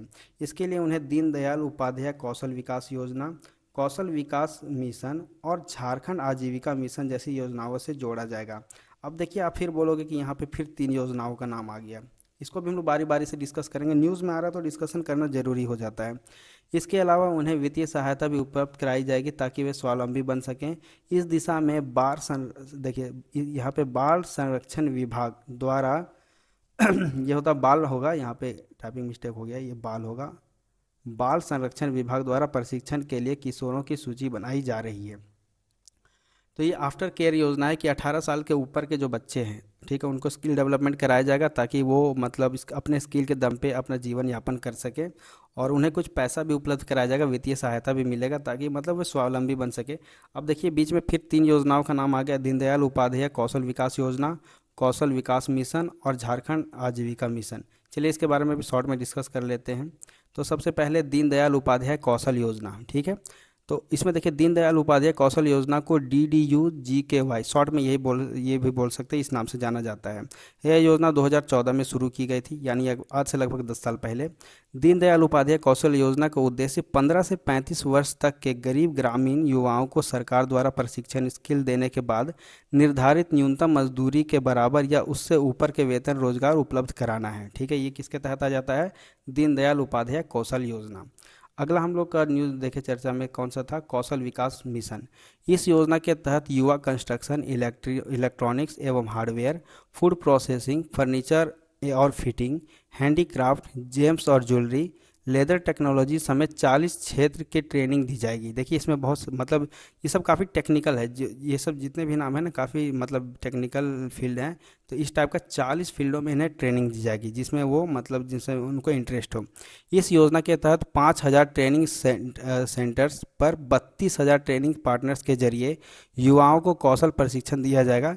इस योजना का लाभ 18 से 35 वर्ष के आयु के युवा उठा सकते हैं, ठीक है। तो इसमें बहुत सारा टेक्निकल कोर्स करवाया जाएगा जिसमें बच्चे मतलब काफ़ी अपना स्किल डेवलप कर सकें, ठीक है। अगला आता है झारखंड आजीविका मिशन। देखिए झारखंड आजीविका मिशन गरीब परिवारों को लाभकारी स्वरोजगार और कुशल मजदूरी रोजगार के अवसरों तक पहुंच प्रदान करके गरीबी को कम करना, जिसके परिणाम स्वरूप गरीबों के लिए मजबूत जमीनी स्तर की संस्थाओं का निर्माण करके स्थायी आधार पर उनकी आजीविका में सराहनीय सुधार हो सके। तो ये गरीब लोगों के लिए कौन? झारखंड आजीविका योजना, ताकि वो अपना आजीविका यानी अपना जीवन चला सके। अगला जो इम्पोर्टेंट है, या आपने न्यूज़ में भी सुना होगा, ये काफ़ी इम्पोर्टेंट में है और ये काफ़ी इम्पोर्टेंट होता है, मैं इसे टिक कर दे रहा हूँ, ठीक है। इसे भी VVI सावित्री बाई किशोरी सावित्री योजना, ठीक है। सावित्री योजना भी बोल सकते हैं, सावित्री बाई किशोरी योजना भी बोल सकते हैं, अलग अलग नामों से जाना जाता है लेकिन सबका मकसद एक ही है। तो यहाँ पे देखिए किशोरी योजना नाम आ रहा है बालिकाओं के लिए। तो ये योजना काफ़ी इंपॉर्टेंट हो जाता है क्योंकि यहाँ पे बालिकाओं के लिए, जो लड़कियाँ हैं जो पढ़ने जाती गरीब लड़कियाँ हैं, उनके लिए सरकार काफ़ी कुछ कर रही है। तो इसका उद्देश्य, ये जो योजना है इसका उद्देश्य क्या है? बालिका शिक्षा, बाल विवाह को समाप्त करना और महिला सशक्तिकरण पर जोर देना है। यहाँ पे जोर देना हो जाएगा। इस योजना के तहत किशोरियों को मतलब जो बालिकाएं हैं उनको अपने जीवन के संबंध में स्वतंत्र निर्णय लेने में सक्षम बनाना है। अगर मान लीजिए कोई लड़की अगर पढ़ लेती है, उतनी समझदार हो जाती है कि उसे अपने जीवन में क्या करना है, मतलब अपने जीवन का सही गलत निर्णय वो ले सकती है। तो देखिए इसका पहला उद्देश्य है बालिका शिक्षा, ठीक है। और दूसरा क्या, बाल विवाह को समाप्त करना, यानी बच्चियों को छोटी उम्र में जो शादी कर दी जाती है उसको ख़त्म करना है। इसके तहत राज्य सरकार किशोरियों को अच्छी शिक्षा के लिए 40,000 रुपये तक की सहायता दे रही है। तो देखिए प्रत्येक बच्ची को, प्रत्येक किशोरी को कितना, मतलब राज्य सरकार द्वारा सहायता दी जा रही है 40,000 रुपये की। तो ये 40,000 रुपये एक बार में नहीं मिल रहा है, ठीक है, इसको मतलब इंस्टॉलमेंट के रूप में दिया जा रहा है। अब कैसे दिया जा रहा है, देखिए यहाँ पॉइंट वाइज लिखा हुआ, कक्षा 8 के देखिए जो छात्रा जाते हैं कक्षा 8 में, कक्षा 8 में छात्राओं को 2,500 रुपये, कक्षा 9 में भी 2,500 रुपये, कक्षा 10 में 5,000 रुपये, और कक्षा 11वीं में 5,000 रुपये और 12वीं में 5,000 रुपये, यानी 11वीं और 12वीं में 5-5 हज़ार रुपये, ठीक है। तो देखिए अगर इसको हम जोड़ते हैं तो 2.5 और 2.5 हो जाता है 5, फिर 5 10, फिर क्या हो जाता है 10, और फिर ये 5 और ये 5, 20 हो गया। अब 18 से 19 वर्ष की जब वो किशोरी होती है, 18 से 19 वर्ष की आयु पूरी करने पर किशोरियों को 20,000 रुपये दिए जाएंगे। तो यहाँ तक कितना हो गया था 20, ठीक है, आगे 20, तो कुल मिला के इस तरह किशोरियों को 40,000 रुपये दिए जाएंगे। तो ये इंपॉर्टेंट हो जाता है सावित्रीबाई किशोरी सावित्री योजना में। इसमें पूछ दिया जाएगा कि कितने धनराशि की सहायता प्राप्त हो रही, तो 40,000 रुपये। ऊपर में हम लोग बिरसा ग्राम पढ़े थे, बिरसा हरित ग्राम योजना, ठीक है। तो उसके साथ कंफ्यूज मत होइएगा, यहाँ पे हम लोग पढ़े हैं बिरसा ग्राम विकास योजना सह कृषक पाठशाला योजना। यहाँ पे देखिए आपको इसका नाम से ही पता चल जाएगा कि ये किस प्रकार का योजना है। इस योजना के तहत किसानों को आत्मनिर्भर बनाने की दिशा में काम किया जा रहा है, ठीक है। इसमें कृषक लिखा हुआ है ना योजना में, देखिए कृषक अगर लिखा हुआ है तो किसानों से रिलेटेड है, आप इस चीज़ को पढ़ के समझ सकते हैं। इस योजना का उद्देश्य पूरे झारखंड राज्य में कृषक पाठशालाएं एवं बिरसा ग्राम बनाना है, ठीक है। कृषक पाठशालाएं अनिवार्य रूप से कृषि विद्यालय हैं जो पड़ोसी गांवों में, जिसको बिरसा ग्राम बोलते हैं, किसान उत्पादक संगठनों को विकास को बढ़ावा देंगे। देवघर जिला इस दिशा में काफ़ी बेहतर काम कर रहा है। अगर ज़्यादा से ज़्यादा पूछ सकता है कि ये जो योजना है बिरसा ग्राम विकास योजना सह कृषक पाठशाला योजना, इसमें झारखंड का कौन सा जिला भी सबसे बेहतर काम कर रहा है, तो कौन सा हो जाएगा, देवघर जिला, ठीक है। तो ये जो पॉइंट्स थे इस योजना के तहत यहाँ पे मेंशन किया गया है। आगे देखिए, जामताड़ा जिले में वृक्षारोपण के प्रति लोगों को प्रेरित करने के लिए विरासत वृक्ष अभियान चलाया जा रहा है। तो आपको ये काफ़ी छोटा योजना लग रहा होगा, छोटी योजना, लेकिन देखिए विरासत वृक्ष अभियान चलाया जा रहा है। तो ये हर स्टेट का अपना राजकीय पेड़ होता है, ठीक है। तो जैसे हमारे झारखंड का अगर हम लोग बात करें, राजकीय पेड़ क्या है, साल। तो विरासत वृक्ष अभियान हम लोग मान सकते हैं, अगर साल हमारा राजकीय वृक्ष है तो हमारे तरह हमें, मतलब एक तरह हमारे, देखिए सारे वृक्ष एक तरह का विरासत में ही है, मतलब नेचर प्रकृति से विरासत में ही मिले हैं, हमें सबका संरक्षण करना चाहिए। तो यहाँ पे विरासत वृक्ष अभियान चलाया जा रहा है पेड़ों को बचाने के लिए। तो इससे कुछ पॉइंट्स जो है, राज्य स्तरीय वृक्ष प्राधिकरण, विरासत वृक्षों की सुरक्षा एवं संरक्षण के लिए प्राधिकरण का गठन किया जाएगा, ठीक है। योजना में शामिल प्रावधानों में विरासत वृक्षों की अवधारणा और संरक्षण के लिए कार्य योजना, वृक्षों की आयु निर्धारित करने की विधि, वृक्षों को काटने से पहले पालन किए गए जाने वाले नियम आदि शामिल हैं। प्रतिपूरक वृक्षारोपण, इसमें काटे जाने वाले वृक्षों की आयु के बराबर संख्या में पेड़ लगाना शामिल होगा। साल का पेड़ झारखंड का राज्य के पेड़ है तथा राज्य में लकड़ी का सबसे महत्वपूर्ण स्रोत भी है। और जो साल का पेड़ है इसका वैज्ञानिक नाम यानी साइंटिफिक नाम हम लोग बात करें तो क्या है, सौरिया रोबस्टा। तो देखिए न्यूज़ में इस चीज़ को मेंशन किया गया है, और ये झारखंड का क्या है, राजकीय पेड़ है, और इसका साइंटिफिक नेम यानी वैज्ञानिक नाम दिया गया है। तो आप इस चीज़ को ध्यान रखिएगा, एग्ज़ाम में पूछ सकता है, ठीक है, कि झारखंड का जो राजकीय पेड़ है क्या नाम है, साल, इसका वैज्ञानिक नाम क्या है। 4 ऑप्शन दिए रहेंगे, आपको उसमें याद रखना है सौरिया रोबस्टा। आगे देखिए, खूंटी के तेजस्विनी परियोजना से जुड़ी किशोरियों आर्थिक सशक्तिकरण की दिशा में लगातार आगे बढ़ रही हैं। तो यहाँ पे नाम देख रहा होगा आपको, तेजस्विनी परियोजना, ये किशोरियों से रिलेटेड है। झारखंड सरकार ने 24 से 14 वर्ष की किशोरियों के लिए तेजस्विनी योजना इसको चलाई है, जिसके माध्यम से किशोरियों को अनौपचारिक शिक्षा देकर कौशल विकास का भी प्रशिक्षण देकर उन्हें स्वावलंबी बनाया जाएगा।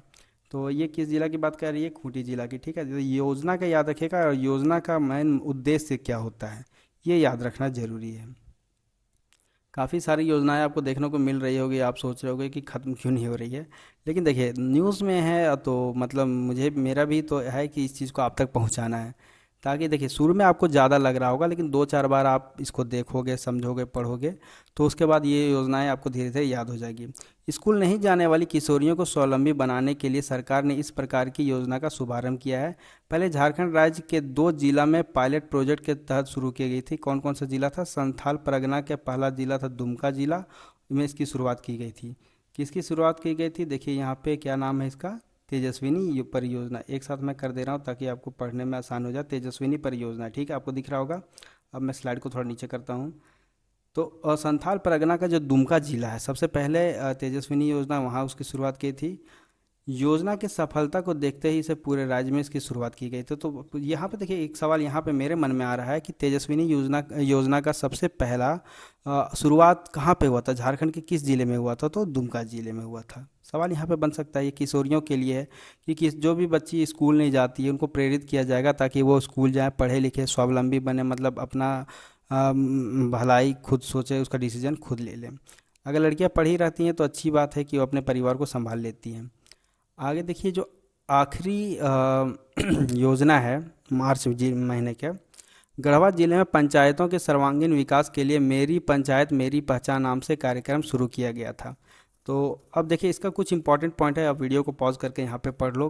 उसमें कुछ समझाने लायक नहीं है ना कुछ डिस्कस करने लायक है। तो मेरी पंचायत मेरी पहचान, इस चीज़ को आप लोग ध्यान देना, ठीक है, और इसको पढ़ लीजिए आप। 2-3 पॉइंट मैंने इसको मेंशन यहाँ पे किया हुआ है, तो इसको पढ़ लीजिएगा एक बार। जो जो इम्पोर्टेंट योजनाएं थे हम लोग सब डिस्कस कर चुके हैं। अब योजनाएं के बाद आता है खेल। देखिए खेल से रिलेटेड बहुत सारा सवाल पूछता है, ठीक है, बहुत सारा 3-4 सवाल आपको मिल जाएगा। और खेल झारखंड से रिलेटेड आप देखिए महेंद्र सिंह धोनी हो गए, हॉकी हो गया, तो ये सब से कुछ खिलाड़ियों के नाम, इनको कौन सा प्राइज़ दिया गया, ये सब कभी पूछ दिया जाता है, मैक्सिमम एग्ज़ाम में पूछ दिया जाता है। तो आपको झारखंड से रिलेटेड और कौन से खिलाड़ी हैं, कौन से स्पोर्ट्स से रिलेटेड, ये चीज़ तो आपको याद रखना पड़ेगा। और ख़ास करके अगर महेंद्र सिंह धोनी से रिलेटेड क्वेश्चन बन रहा है तो आप उस चीज़ को याद रखिएगा कि धोनी को कौन कौन सा प्राइज़ कौन कौन से साल में मिले हैं। वन पर्यावरण और जलवायु परिवर्तन विभाग द्वारा रांची स्थित मेगा स्पोर्ट्स कॉम्प्लेक्स में 18 से 19 मार्च तक राज्य स्तरीय वन खेलकूद प्रतियोगिता 2024 का आयोजन किया गया। इसमें राज्य भर के खिलाड़ी शामिल हुए। तो इसमें ये उतना खास इंपॉर्टेंट मुझे तो नहीं लग रहा है, लेकिन ये आप ध्यान रखिएगा। यहाँ पे सवाल ये बन सकता है कि मेगा स्पोर्ट्स कॉम्प्लेक्स ये कहाँ पे स्थित है? तो रांची में स्थित है, ठीक है। दूसरा ये हो सकता है कि राज्य स्तरीय वन खेलकूद परियोजना 2024 का आयोजन कहाँ किया गया था? तो रांची में। रांची में किस जगह? Mega sports complex. और ये किसके द्वारा किया गया था? वन पर्यावरण और जलवायु परिवर्तन विभाग द्वारा। तो ये 3-4 सवाल इस एग्ज़ाम मतलब इस पॉइंट से मतलब बन सकते हैं। अगला है, भारत के गुलवीर सिंह ने कैलिफोर्निया में पुरुषों की 10,000 मीटर की दौड़ पर रजत पदक जीता, यानी सिल्वर मेडल जीता है। इनका नाम याद रखिएगा, गुलवीर सिंह, ठीक है। ये कहाँ पे? कैलिफोर्निया में जो हुआ था पुरुषों की 10,000 मीटर, 10,000 मीटर मतलब 10 किलोमीटर की दौड़ पे क्या जीते? सिल्वर मेडल जीते हैं। कौन? गुलवीर सिंह। गुमला जिले के शहीद तेलंगा खड़िया स्टेडियम में चल रहे JSCA अंतर जिला 14 क्रिकेट मैच में क्वार्टर फाइनल मुकाबले में रांची ने चतरा को 137 रनों से हराकर सेमीफाइनल में अपनी जगह पक्की कर ली। तो इसमें इंपॉर्टेंट उतना खास नहीं है दोस्तों, बस इतना याद रखिएगा कि ये जो गुमला है, गुमला जिला में शहीद तेलंगा खड़िया स्टेडियम कहाँ पे? अगर ये न्यूज़ में है तो पूछ सकता है। ये सब आपको किताबों में कुछ बहुत सारे ऐसे स्टेडियम है जो किताबों में नहीं मिलते, वो सब आपको न्यूज़ में ही मिलेंगे, और मैं कोशिश करूँगा कि मेरे करंट अफेयर्स में भी मिल जाए आपको। तो शहीद तेलंगा खड़िया स्टेडियम कहाँ जाता है? तो झारखंड के गुमला जिले में।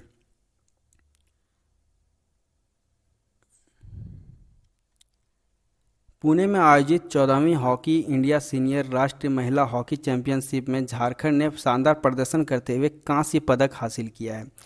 तो यहाँ पे देखिए अगर बात हो रहा है 14th hockey India senior national महिला हॉकी चैंपियनशिप की, ये कहाँ पे आयोजित हुआ था? ये पुणे में आयोजित हुआ था, ठीक है। इसमें झारखंड की टीम ने कांस्य पदक, ठीक है, ब्रॉन्ज मेडल हासिल किया है।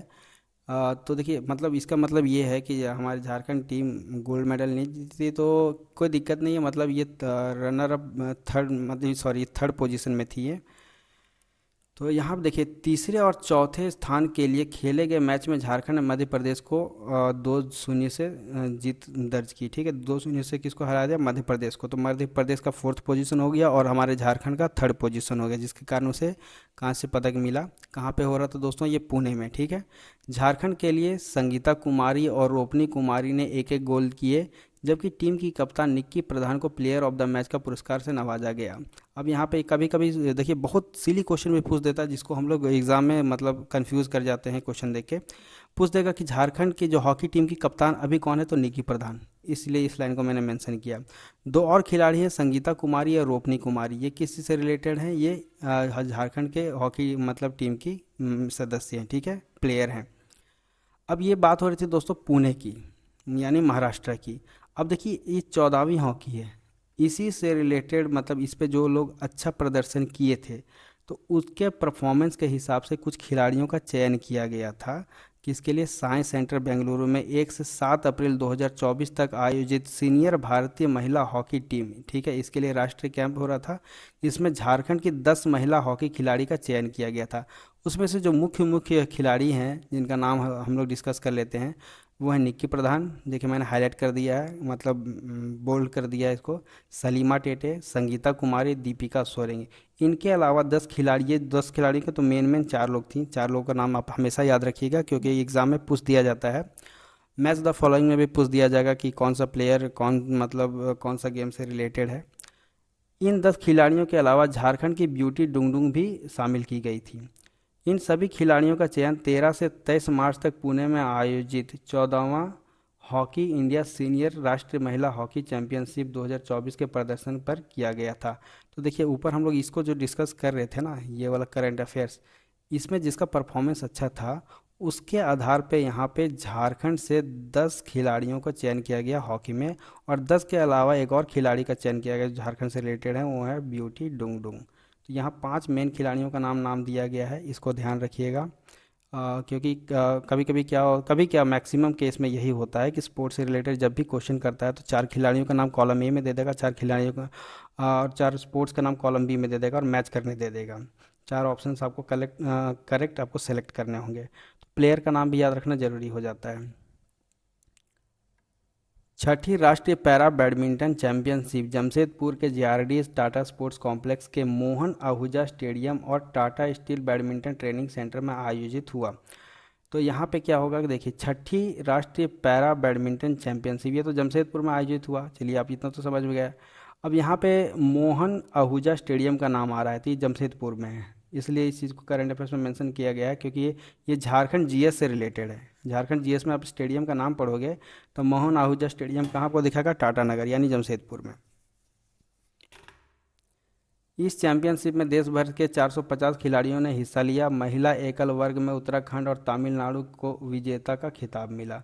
तो देखिए उत्तराखंड और तमिलनाडु विजेता रहे, ये आप याद रखो तो ठीक है, लेकिन यहाँ पे स्टेडियम का नाम इंपॉर्टेंट हो जाता है, जगह का नाम इंपॉर्टेंट हो जाता है। झारखंड की 6 जूनियर महिला हॉकी खिलाड़ियों को इंडिया कैप में आमंत्रित किया गया। इनमें कौन कौन? इनका नाम देखिए, नीरू कुल्लू, रजनी करकेटा, बिनीमा धान, निराली कुजूर, निशा मिंज और संजना होरो। ठीक है, ये 6 खिलाड़ियों का नाम याद रखिएगा। आपको अभी आज के करंट अफेयर्स में बहुत सारे हॉकी खिलाड़ियों के नाम देखने को मिलेंगे जो झारखंड की टीम की हैं, चाहे सीनियर टीम की हो या जूनियर टीम की हो। खिलाड़ियों का नाम याद रखना ज़रूरी है। देखिए न्यूज़ में इन लोग आ रहे हैं, बार बार इनका चर्चा हो रहा है, तो ये आयोग के लिए क्वेश्चन बनाने का मौका मिल जाता है कि उससे रिलेटेड क्वेश्चन बना दे, और क्वेश्चन पूछ भी दिया जाता है। इन्हें साइंस सेंटर बेंगलुरु, देखिए साइंस सेंटर बेंगलुरु 2-4 बार हम लोग डिस्कस कर चुके हैं, तो साइंस सेंटर कहाँ पे है? बेंगलुरु, ये याद रखिएगा। साइंस सेंटर बेंगलुरु में आयोजित जूनियर भारतीय हॉकी महिला टीम के राष्ट्रीय कैंप के लिए बुलाया गया। तो नाम याद रखिएगा, नीरू कुल्लू, रजनी करकेटा, बिनीमा धान, निराली कुजूर, निशा मिंज और संजना होरो। 2-4 बार आप देखोगे तो आपको नाम मतलब जहन में आपका बैठना शुरू हो जाएगा। देवघर में राज्य स्तरीय एथलेटिक्स प्रतियोगिता का आयोजन किया गया। ठीक है, तो सवाल यहाँ पे एक छोटा सा बन सकता है कि झारखंड के किस जिले में राज्य एथलेटिक्स प्रतियोगिता का आयोजन किया गया? तो हमारा जवाब क्या होगा? देवघर। खूंटी के एथलीटों ने 2 स्वर्ण पदक तथा 1 रजत पदक जीता। देवघर में 20 से 22 मार्च तक आयोजित राज्य स्तरीय जूनियर बालक बालिका एथलेटिक्स चैंपियनशिप में खूंटी की एथलीट हीरा सांगा ने 800 मीटर, 1500 मीटर में दोहरा स्वर्ण पदक प्राप्त किया। वहीं खूंटी के ही कालो मुंडू ने 1500 मीटर में रजत प्राप्त किया। तो ये सब उतना इम्पोर्टेंट मतलब मुझे तो नहीं लग रहा है, लेकिन आपको नाम याद रखना है तो आप नाम याद रखिए, ये सब प्लेयर का नाम है। क्योंकि झारखंड के बारे में मैं वही सर्टेनली बता नहीं सकता कि हाँ यही सब क्वेश्चन पूछेगा। जो भी न्यूज़ में है कहीं से भी कुछ भी पूछ सकता है। तो एथलेटिक्स प्रतियोगिता कहाँ हुआ था, राज्य स्तरीय, तो ये देवघर। ये क्वेश्चन मेरे दिमाग में है, यहाँ से पूछ सकता है, तो हो सकता है पूछा जाए, तो याद रखिएगा। खूंटी के बिरसा मुंडा फुटबॉल स्टेडियम में 2 दिवसीय जोनल स्तरीय तीरंदाजी प्रतियोगिता का आयोजन हुआ। यहाँ पे देखिए दोस्तों, बिरसा मुंडा फुटबॉल स्टेडियम ये कहाँ पे है, खूंटी में। ये सवाल यहाँ पे बन जाएगा। तो यहाँ 2 दिवसीय जोनल स्तरीय तीरंदाजी प्रतियोगिता का आयोजन हुआ। तो आप सब जानते हैं तीरंदाजी में मतलब झारखंड हम बहुत बार आगे रहा है। इस प्रतियोगिता में झारखंड की दीप्ति कुमारी ने गोल्ड मेडल जीता। उन्हें बंगाल की रूमा विश्वास को कड़े मुकाबले में पराजित किया। इस प्रतियोगिता में झारखंड, बिहार, बंगाल, उड़ीसा और छत्तीसगढ़ के 110 तीरंदाजों की भागीदारी रही है। तो यहाँ पे जो मुझे सवाल लग रहा है कि यहाँ पे क्या बन सकता है कि बिरसा मुंडा फुटबॉल स्टेडियम कहाँ है, तो खूंटी जिला में। ये सवाल यहाँ पे बन जाता है। ईस्ट जोन सीनियर महिला क्रिकेट टीम में झारखंड की 4 खिलाड़ियों को जगह मिली है। कौन कौन खिलाड़ी हैं? जमशेदपुर की अश्विनी कुमारी, ममता पासवान, रितु कुमारी और दुर्गा मुर्मू शामिल हैं। देखिए 4 खिलाड़ियों को क्रिकेट टीम में मतलब सीनियर महिला क्रिकेट टीम में जगह मिला है। अश्विनी कुमारी, ममता पासवान, रितु कुमारी और दुर्गा मुर्मू। इसके अलावा झारखंड के उमेश सेठी को टीम का कोच और प्रवीर कुमार सिंह को मैनेजर बनाया गया है। तो झारखंड के उमेश सेठी को जो क्रिकेट टीम का कोच बनाया गया है, तो नाम याद रखिएगा उमेश सेठी, ठीक है। और प्रवीर कुमार सिंह को मैनेजर बनाया गया है। लेकिन ये जो प्लेयर है, जैसे ऊपर अभी हॉकी के कुछ प्लेयर का हम लोग को नाम याद रखना पड़ा था, न्यूज़ में थी, वैसे ही क्रिकेट टीम के भी 4 प्लेयर का नाम है, अश्विनी कुमारी, ममता पासवान, रितु कुमारी और दुर्गा मुर्मू। इनका भी नाम याद रखिएगा, क्योंकि ये भी न्यूज़ में आ रही हैं और ये करंट अफेयर्स मतलब करंट अफेयर्स में भी मेंशन किया जा रहा है इनका नाम। झारखंड की जिम्नास्टिक टीम ने राष्ट्रीय प्रतियोगिता में पहली बार 2 कांस्य पदक अपने नाम किया है। जिम्नास्टिक फेडरेशन ऑफ इंडिया की ओर से 22 मार्च से जम्मू में नेशनल जिम्नास्टिक प्रतियोगिता का आयोजन किया गया था, जिसमें झारखंड टीम के खिलाड़ियों ने शानदार प्रदर्शन करते हुए 2 कांस्य पदक जीता, पहली बार जीता है, ठीक है। ये कहाँ पे आयोजित किया गया था, तो ये जम्मू में आयोजित किया गया था। अब टेबल टेनिस से रिलेटेड है। टेबल टेनिस टूर्नामेंट में भारत की सृजा अकुला ने लेबनान में WTT फीडर बेरूटू, ये मतलब सीरीज का नाम है, ठीक है, 2024 में महिला सिंगल्स का खिताब जीता। देखिए यहाँ पे WTT आ रहा है, यहाँ पे आ रहा है क्या, WTT का नाम। देखिए अगर नहीं दिख रहा तो मैं इसको रन कर दे, ठीक है। ये WTT का फुल फॉर्म होता है वर्ल्ड टेबल टेनिस। दुनिया के 47वें नंबर के खिलाड़ी अकुला ने लग्जमबर्ग की सारा दे नुट्टे को हराकर अपने करियर का दूसरा WTT सिंगल्स खिताब जीता। महिला डबल्स फाइनल में सृजा अकुला और दिया चितले की जोड़ी खिताब जीतने में असफल रही। तो महिला डबल्स किन्होंने जीता है? हांगकांग चीन की डू होई केम और झू चेंगुझू ने जीता है, ठीक है, महिला डबल्स। देखिए नाम भी थोड़ा अजीब रहता है, पढ़ते पढ़ते मतलब जुबान पे बैठ जाएगा। मिक्स्ड डबल्स खिताब के लिए भारत के पोयमंती बैसिया और आकाश पाल ने साथियन ज्ञान शेखरन और मनिका बत्रा को हराया। ये मिक्स्ड डबल्स हो गया, ठीक है।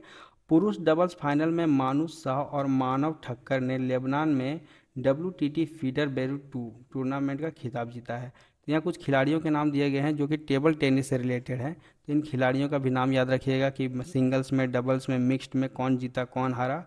और ये WTT है, ठीक है, वर्ल्ड टेबल टेनिस।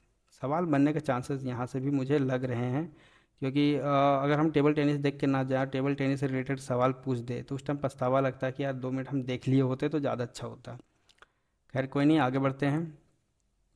अब देखिए हॉकी इंडिया के छठे हॉकी इंडिया, ठीक है, वार्षिक पुरस्कारों के लिए मनोनीत सदस्यों की सूची जारी की गई है। इस सूची में झारखंड के सलीमा टेटे और दीपिका सोरेंग हैं। इनका नाम भी हम लोग पहले देख चुके हैं, सलीमा टेटे और दीपिका सोरेंग। यह पुरस्कार 8 श्रेणियों में दिए जाएंगे। अब देखिए इससे रिलेटेड कुछ कुछ फैक्ट्स आप चाहो तो इसको वीडियो को पॉज करके यहाँ पढ़ सकते हो। वार्षिक पुरस्कारों की कुल राशि 7 करोड़ 56 लाख रुपए होगी। यह पुरस्कार कैलेंडर वर्ष 2023 के उत्कृष्ट प्रदर्शन के लिए दिए जाएंगे। छठे वार्षिक पुरस्कार वितरण समारोह का आयोजन 31 मार्च को नई दिल्ली में हुआ, ठीक है, ये समापन हो चुका है। हॉकी इंडिया के अध्यक्ष, उनका नाम है पद्मश्री दिलीप कुमार तिर्की हैं। और हॉकी इंडिया के महासचिव हैं भोलानाथ सिंह। तो नाम अगर आप याद रखिएगा तो वेल एंड गुड। देखिए हॉकी इंडिया के जो अध्यक्ष हैं वो कौन है, दिलीप कुमार तिर्की। ठीक, तो ये चीज़ हो जाता है। तो झारखंड के खिलाड़ियों का नाम याद रखिएगा, सलीमा टेटे, दीपिका सोरेंग, इस टाइप का बहुत सारा आपको बार बार इनका नाम देखने को मिलेंगे। तो आप जैसे करंट अफेयर्स मेरे देख रहे हैं, इसके बाद इसका पीडीएफ आप डाउनलोड करके पढ़ोगे तो आपको जो दो चार बार प्लेयर्स का नाम देखने को मिलेगा, और तो आपके दिमाग में ये बैठ जाएगा, ठीक है, कि कौन कौन से प्लेयर्स का नाम बार बार न्यूज़ में आ रहा है। अंतर्राष्ट्रीय पैरा बैडमिंटन खिलाड़ी प्रशांत कुमार सिन्हा की हत्या कर दी गई है। तो देखिए अंतर्राष्ट्रीय यानी इंटरनेशनल पैरा बैडमिंटन खिलाड़ी, इनका नाम है प्रशांत कुमार सिन्हा, इनकी हत्या कर दी गई है। उनका शव हजारीबाग के छड़वा डैम से बरामद किया गया है। प्रशांत कुमार सिन्हा जमशेदपुर के रहने वाले थे। तो जिन लोगों पर शक था उन्हें गिरफ्तार कर लिया गया है। तो अब देखिए यहाँ पे पूछ सकता है कि हाल ही में प्रशांत कुमार सिन्हा की हत्या कर दी गई है, वो किस फील्ड से रिलेटेड थे। तो वो स्पोर्ट्स से रिलेटेड थे, और स्पोर्ट्स में क्या, पैरा बैडमिंटन खिलाड़ी, और वह किस लेवल के थे, इंटरनेशनल लेवल के थे। तो यहाँ पे ये सवाल बन जाता है। आखिरी जो हमारा स्पोर्ट्स से रिलेटेड है मार्च 2024 का, वो है भारतीय टेनिस स्टार रोहन बोपन्ना और उनका ऑस्ट्रेलियाई जोड़ीदार मैथ्यू एबडेन ने मियामी ओपन में पुरुष डबल्स का खिताब जीत लिया है।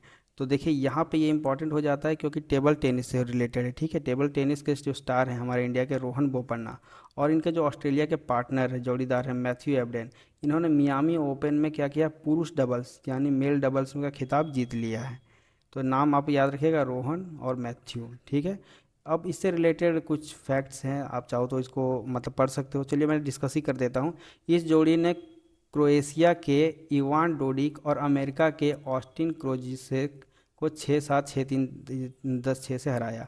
44 वर्षीय बोपन्ना एटीपी मास्टर्स खिताब जीतने वाले सबसे उम्रदराज खिलाड़ी और सभी 9 एटीपी मास्टर्स स्पर्धाओं में के फाइनल में पहुंचने वाले दूसरे भारतीय बन गए हैं। इसी जीत के साथ ही उन्हें एटीपी रैंकिंग में भी शीर्ष स्थान लिया गया, मतलब हासिल किया गया। तो ये 3 पॉइंट उतना इंपॉर्टेंट नहीं था, लेकिन इनका नाम याद रखना है कि भारतीय कहाँ पे जीता, मियामी ओपन में इन्होंने पुरुष डबल्स जीत लिया है। अब है हमारा झारखंड। झारखंड से रिलेटेड कुछ इम्पॉर्टेंट करंट अफेयर्स हैं जो मार्च में घटित हुई हैं।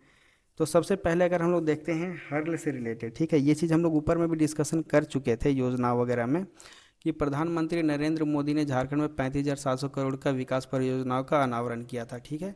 धनबाद और चतरा जिले के बारे में हम लोग डिस्कस कर लिए थे। देखिए चतरा में इतना था, और धनबाद का जो मतलब हमारा सिंदरी था, हर्ल, इसके बारे में हम लोग डिस्कस कर चुके हैं। ये करंट अफेयर्स दोबारा यहाँ रिपीट हो गया है। झारखंड मतलब जैसे हमारे झारखंड से रिलेटेड इसलिए रिपीट हो गया है, तो इसको डिस्कस नहीं करते क्योंकि समय वेस्ट होगा, इसको हम लोग ऊपर डिस्कस कर चुके हैं।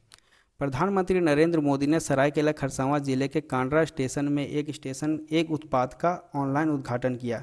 तो देखिए सरायकेला खरसावां जिले का कांड्रा स्टेशन का यहाँ बात हो रहा है, ठीक है।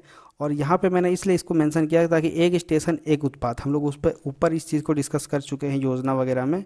जो योजना वाला जो टॉपिक था उसमें एक स्टेशन एक उत्पाद के बारे में हम लोग डिस्कस कर चुके हैं, इसलिए इस चीज़ को मैंने मेंशन किया ताकि आप दोबारा इस चीज़ को रिवाइज करें।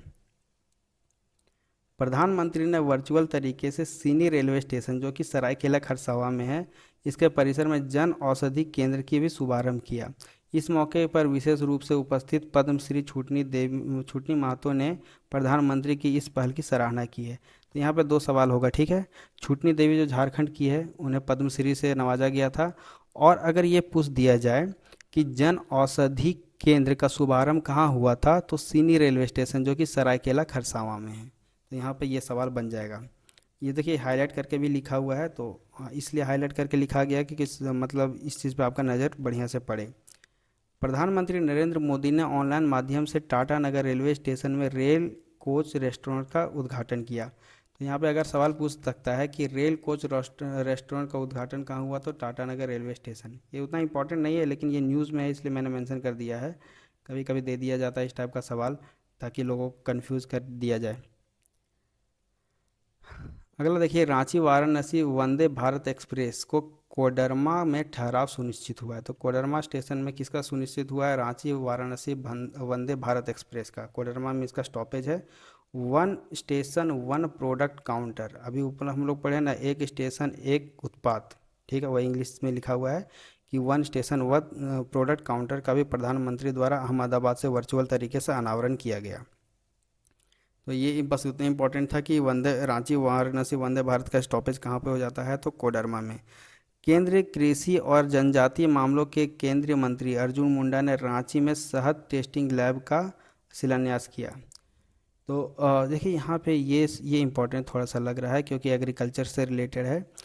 आप सबको पता है कि केंद्रीय कृषि और जनजातीय मामलों के जो मंत्री हैं उनका नाम क्या है, अर्जुन मुंडा। इन्होंने रांची में शहद टेस्टिंग लैब का क्या किया, इनॉग्रेशन किया। राष्ट्रीय कृषि उच्चतर प्रसंस्करण परिसर में स्थापित होने वाला यह पूर्वी भारत का सबसे बड़ा शहद टेस्टिंग लैब होगा। इससे शहद उत्पादक किसानों को घरेलू बाजार के साथ निर्यात का भी अवसर मिलेगा।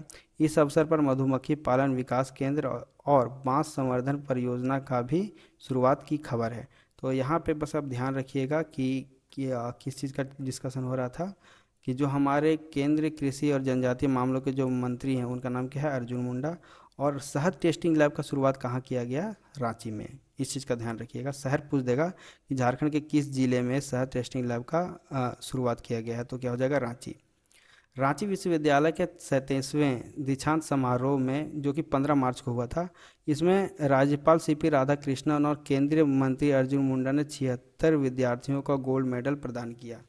तो मुझे क्या लगा ना कि देखिए, रांची विश्वविद्यालय का जो दीक्षांत समारोह होता है, इसका डेट अगर पूछ दे तो 15 मार्च, ठीक, मतलब ये 15 मार्च रांची विश्वविद्यालय का एस्टेब्लिशमेंट डेट है। तो इसलिए मैंने इस चीज़ को मेंशन कर दिया, अदरवाइज़ ये उतना कोई खास इंपॉर्टेंट नहीं मुझे तो नहीं लग रहा है। केंद्रीय मंत्री अर्जुन मुंडा खूंटी लोकसभा अंतर्गत खरसावां के पदमपुर में centre for preservation and promotion of tribal culture and heritage का निर्माण की ऑनलाइन आधारशिला रखी। ये इंपॉर्टेंट हो जाता है दोस्तों, इस चीज़ का ध्यान रखिएगा कि बात की हो रही खूंटी लोकसभा के अंतर्गत खरसावां के पदमपुर में centre for preservation and promotion of tribal culture and heritage, ठीक है, इतना लंबा नाम है, इस चीज़ का ध्यान रखिएगा। इसके निर्माण का ऑनलाइन आधारशिला रखा। जनजातीय कार्य मंत्रालय भारत सरकार द्वारा यह कार्य कराया जा रहा है। तो ये सवाल भी पूछ सकता है कि ये जो मतलब क्या नाम है इसका, centre for preservation and promotion of tribal culture and heritage किसके द्वारा क्या कराया जा रहा है ये कार्य, तो जनजातीय कार्य मंत्रालय भारत सरकार द्वारा। केंद्र कृषि एवं किसान कल्याण मंत्री अर्जुन मुंडा ने दो महत्वपूर्ण एफपीओ, एफपीओ का फुल फॉर्म क्या होता है, फार्मर प्रोड्यूसर ऑर्गेनाइजेशन, यानी हिंदी में अगर बात करें तो कृषक उत्पादक संगठन, और किसान अनुकूल ऐप लॉन्च किए हैं, ठीक है, दो लॉन्च किए हैं। इनका नाम है ई नाम, ठीक है, राष्ट्रीय कृषि बाजार मोबाइल ऐप है, जिसे ONDC open network for digital commerce, इसका फुल फॉर्म है, के साथ एकीकृत किया गया है। और दूसरा है FPO इंस्पेक्शन मोबाइल ऐप। ई नाम मोबाइल ऐप पर पंजीकृत FPO या किसान कृषि उपज और प्रसंस्कृत उपज ONDC नेटवर्क वाले खरीदारों के माध्यम से बेच सकते हैं। अब ये पूछ देगा कि आपको कि ई नाम की शुरुआत कब हुई थी, तो इसका शुरुआत 14 अप्रैल 2016 को की गई थी, 2016 को तो की गई थी। तो डेट आपको पूछ देगा 14 अप्रैल। 14 अप्रैल कैसे याद रखिएगा, तो डॉक्टर भीमराव अंबेडकर का डेट ऑफ बर्थ है। केंद्रीय मंत्री अर्जुन मुंडा ने खरसावां में जनजातीय संस्कृति और विरासत के संरक्षण और संवर्धन केंद्र का ऑनलाइन शिलान्यास किया। उसी चीज़ का नाम यहाँ हिंदी में दिया गया है। लोगों को आदिवासी संस्कृति को समझने का भी मौका मिलेगा। तो ये देखिए काफ़ी इंपॉर्टेंट हो जाता है, ठीक है, आपको ये चीज़ देख रहा होगा, इसको आप देख लीजिएगा PDF में। अब कुछ झारखंड GS से भी रिलेटेड सवाल यहाँ पे बन सकते हैं। सरायकेला खरसावां जिला मुख्यालय स्थित प्राचीन जगन्नाथ मंदिर में उत्कलीय ब्राह्मण समाज ने सामूहिक व्रत उपनयन संस्कार का आयोजन किया। तो यहाँ पे सवाल ये बन सकता है कि प्राचीन जगन्नाथ मंदिर कहाँ पे है, तो सरायकेला खरसावां, ठीक है। गोड्डा जिले में देश का सबसे बड़ा ओपन कोल माइंस राजमहल कोल परियोजना के कोयला खनन के लिए इस वर्ष का निर्धारित लक्ष्य 17 मिलियन टन के विरुद्ध 20 मार्च तक 10 मिलियन टन ही कोयला का उत्पादन हुआ। तो यहाँ पे देखिए कोयला का उत्पादन नहीं पूछता है जल्दी, आपसे ये पूछ सकता है कि देश का सबसे बड़ा ओपन कोल माइंस कहाँ है, तो आप जवाब दीजिएगा झारखंड के गोड्डा जिले में। इसका नाम है राजमहल कोल परियोजना, ठीक है। तो गोड्डा जिलों में क्या है, गोड्डा जिले में क्या है, देश का सबसे बड़ा ओपन कोल माइन है। इस चीज़ के लिए इस मतलब यहाँ पर झारखंड जीएस में ये सवाल बन सकता है। हजारीबाग जिला प्रशासन के द्वारा लोकसभा चुनाव में शहरी मतदाताओं में मतदान के प्रति जागरूकता लाने के लिए इलेक्शन थीम पर आधारित फूड फेस्टिवल का आयोजन किया गया। तो यहाँ पे बस एक छोटा सा सवाल अगर बन सकता है तो मतलब पूछेगा कि झारखंड के किस जिले में मतलब मतदान के प्रति जागरूकता लाने के लिए इलेक्शन थीम फूड फेस्टिवल चलाया गया। तो हम लोग क्या सेलेक्ट करेंगे, हजारीबाग जिला। बस इससे एक यही छोटा सा सवाल बन सकता है। धनबाद के सरायढेला थाना क्षेत्र स्थित Bharat coking coal limited BCCL मुख्यालय के सीएमडीपीईआई भवन में कल देर रात तक, देखिए देर रात तक इसमें आग लगे, सारे कागज जल गए। किसकी बात हो रही है दोस्तों, यहाँ पे देखिए बीसीसीएल की, ठीक है, बीसीसीएल की बात हो रही है। तो बाद में इस आग पे काबू किया गया, लेकिन हम लोग यहाँ पे आ रहा है न्यूज़ में बीसीसीएल, तो इसका सब फुल फॉर्म देखते हैं, भारत कोकिंग कोल लिमिटेड। ये इसका एस्टेब्लिशमेंट मतलब कौन से साल में ये आधार मतलब इसका बीसीसीएल बनाया गया था, तो 1972 में बनाया गया था। इसका हेडक्वार्टर बात करते हैं तो दोस्तों आप जब भी पढ़ोगे तो धनबाद और कोलकाता दोनों का नाम आएगा। इसका हेडक्वार्टर दोनों जगह है, धनबाद और कोलकाता। फिलहाल इसका करंट जो चेयरमैन है बीसीसीएल के कौन है, श्री समीरन दत्ता। और ये किस मिनिस्ट्री के अंदर आता है, कौन, बीसीसीएल, ये आता है ministry of coal, government of India के अंडर आता है। तो बीसीसीएल के बारे में कुछ बेसिक जानकारी थी जो जो मैंने यहाँ टेबल के फॉर्म में मेंशन कर दिया है। आगे आते हैं, देखिए टाटा सन्स के चेयरमैन, इनका नाम है एन चंद्रशेखर। टाटा सन्स के चेयरमैन का नाम क्या है, एन चंद्रशेखर ने कहा कि भारत विश्व गुरु बनने की राह पर अग्रसर है। ये सब उतना इम्पोर्टेंट मुझे पॉइंट ये तीनों नहीं लग रहे हैं, लेकिन आप चाहो तो इसको वीडियो को पॉज करके पढ़ सकते हो। लेकिन यहाँ पे देखिए अगर आपसे पूछ सकता है टाटा सन्स के चेयरमैन क्या हैं, कौन है अभी फ़िलहाल, तो एन चंद्रशेखर। यहाँ पे ये सवाल मेरे दिमाग में आ रहा है जो पूछा जा सकता है। आगे है कि टाटा रेलवे स्टेशन को विश्व स्तरीय बनाया जाएगा। तो यहाँ पे एक छोटा सा सवाल ये भी बन सकता है कि झारखंड के किस रेलवे स्टेशन को विश्व स्तरीय बनाए जाने की बात की जा रही है या विश्व स्तरीय बनाया जाएगा। 4 ऑप्शन दिए रहेंगे, तो हम लोग किसको सेलेक्ट करेंगे, टाटा नगर रेलवे स्टेशन को। बहुत लोग रांची भी सेलेक्ट कर सकते हैं, मतलब कन्फ्यूजन होता है ना कि कैपिटल है तो हो सकता है पहले कैपिटल पे जोर दिया जाए, लेकिन कैपिटल की बात नहीं हो रही है, पहले बात होगी टाटा नगर रेलवे स्टेशन को, इसको विश्व स्तरीय बनाया जाएगा, ना कि रांची, धनबाद, बोकारो, किसी को नहीं, टाटा नगर को हम लोग सेलेक्ट करेंगे। झारखंड के मुख्यमंत्री ने कोल्हान विश्वविद्यालय के तहत पश्चिमी सिंहभूम में शिक्षा को बढ़ावा देने के लिए चाईबासा के हाटगम्हरिया और बंदगांव में एक एक डिग्री कॉलेज की आधारशिला रखी। ठीक है, तो यहाँ पे कोल्हान विश्वविद्यालय के तहत पश्चिमी सिंहभूम की बात हो रही है, वहाँ पे चाईबासा के हाटगम्हरिया और बंदगांव में एक एक डिग्री कॉलेज की आधारशिला रखी है।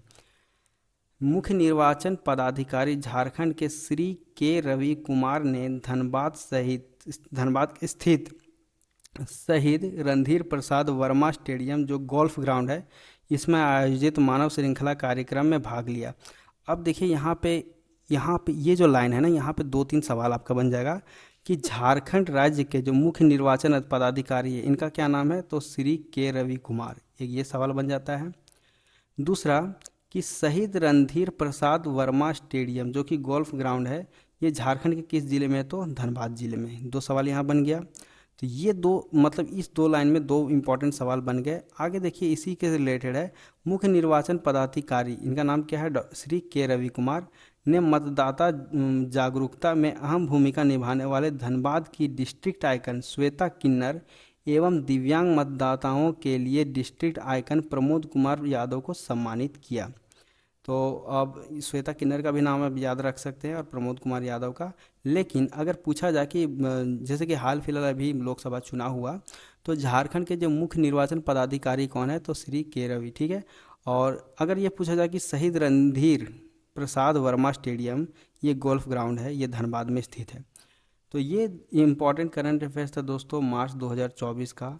तो हम लोग इसमें बहुत सारे 10 टॉपिक के बारे में हम लोग डिस्कस किए। कौन कौन से टॉपिक हैं, राष्ट्रीय, अंतर्राष्ट्रीय, विज्ञान एवं प्रौद्योगिकी, महत्वपूर्ण दिवस अथवा ऐतिहासिक दिवस, आर्थिक, नियुक्ति, पुरस्कार, योजनाएं, खेल एवं झारखंड।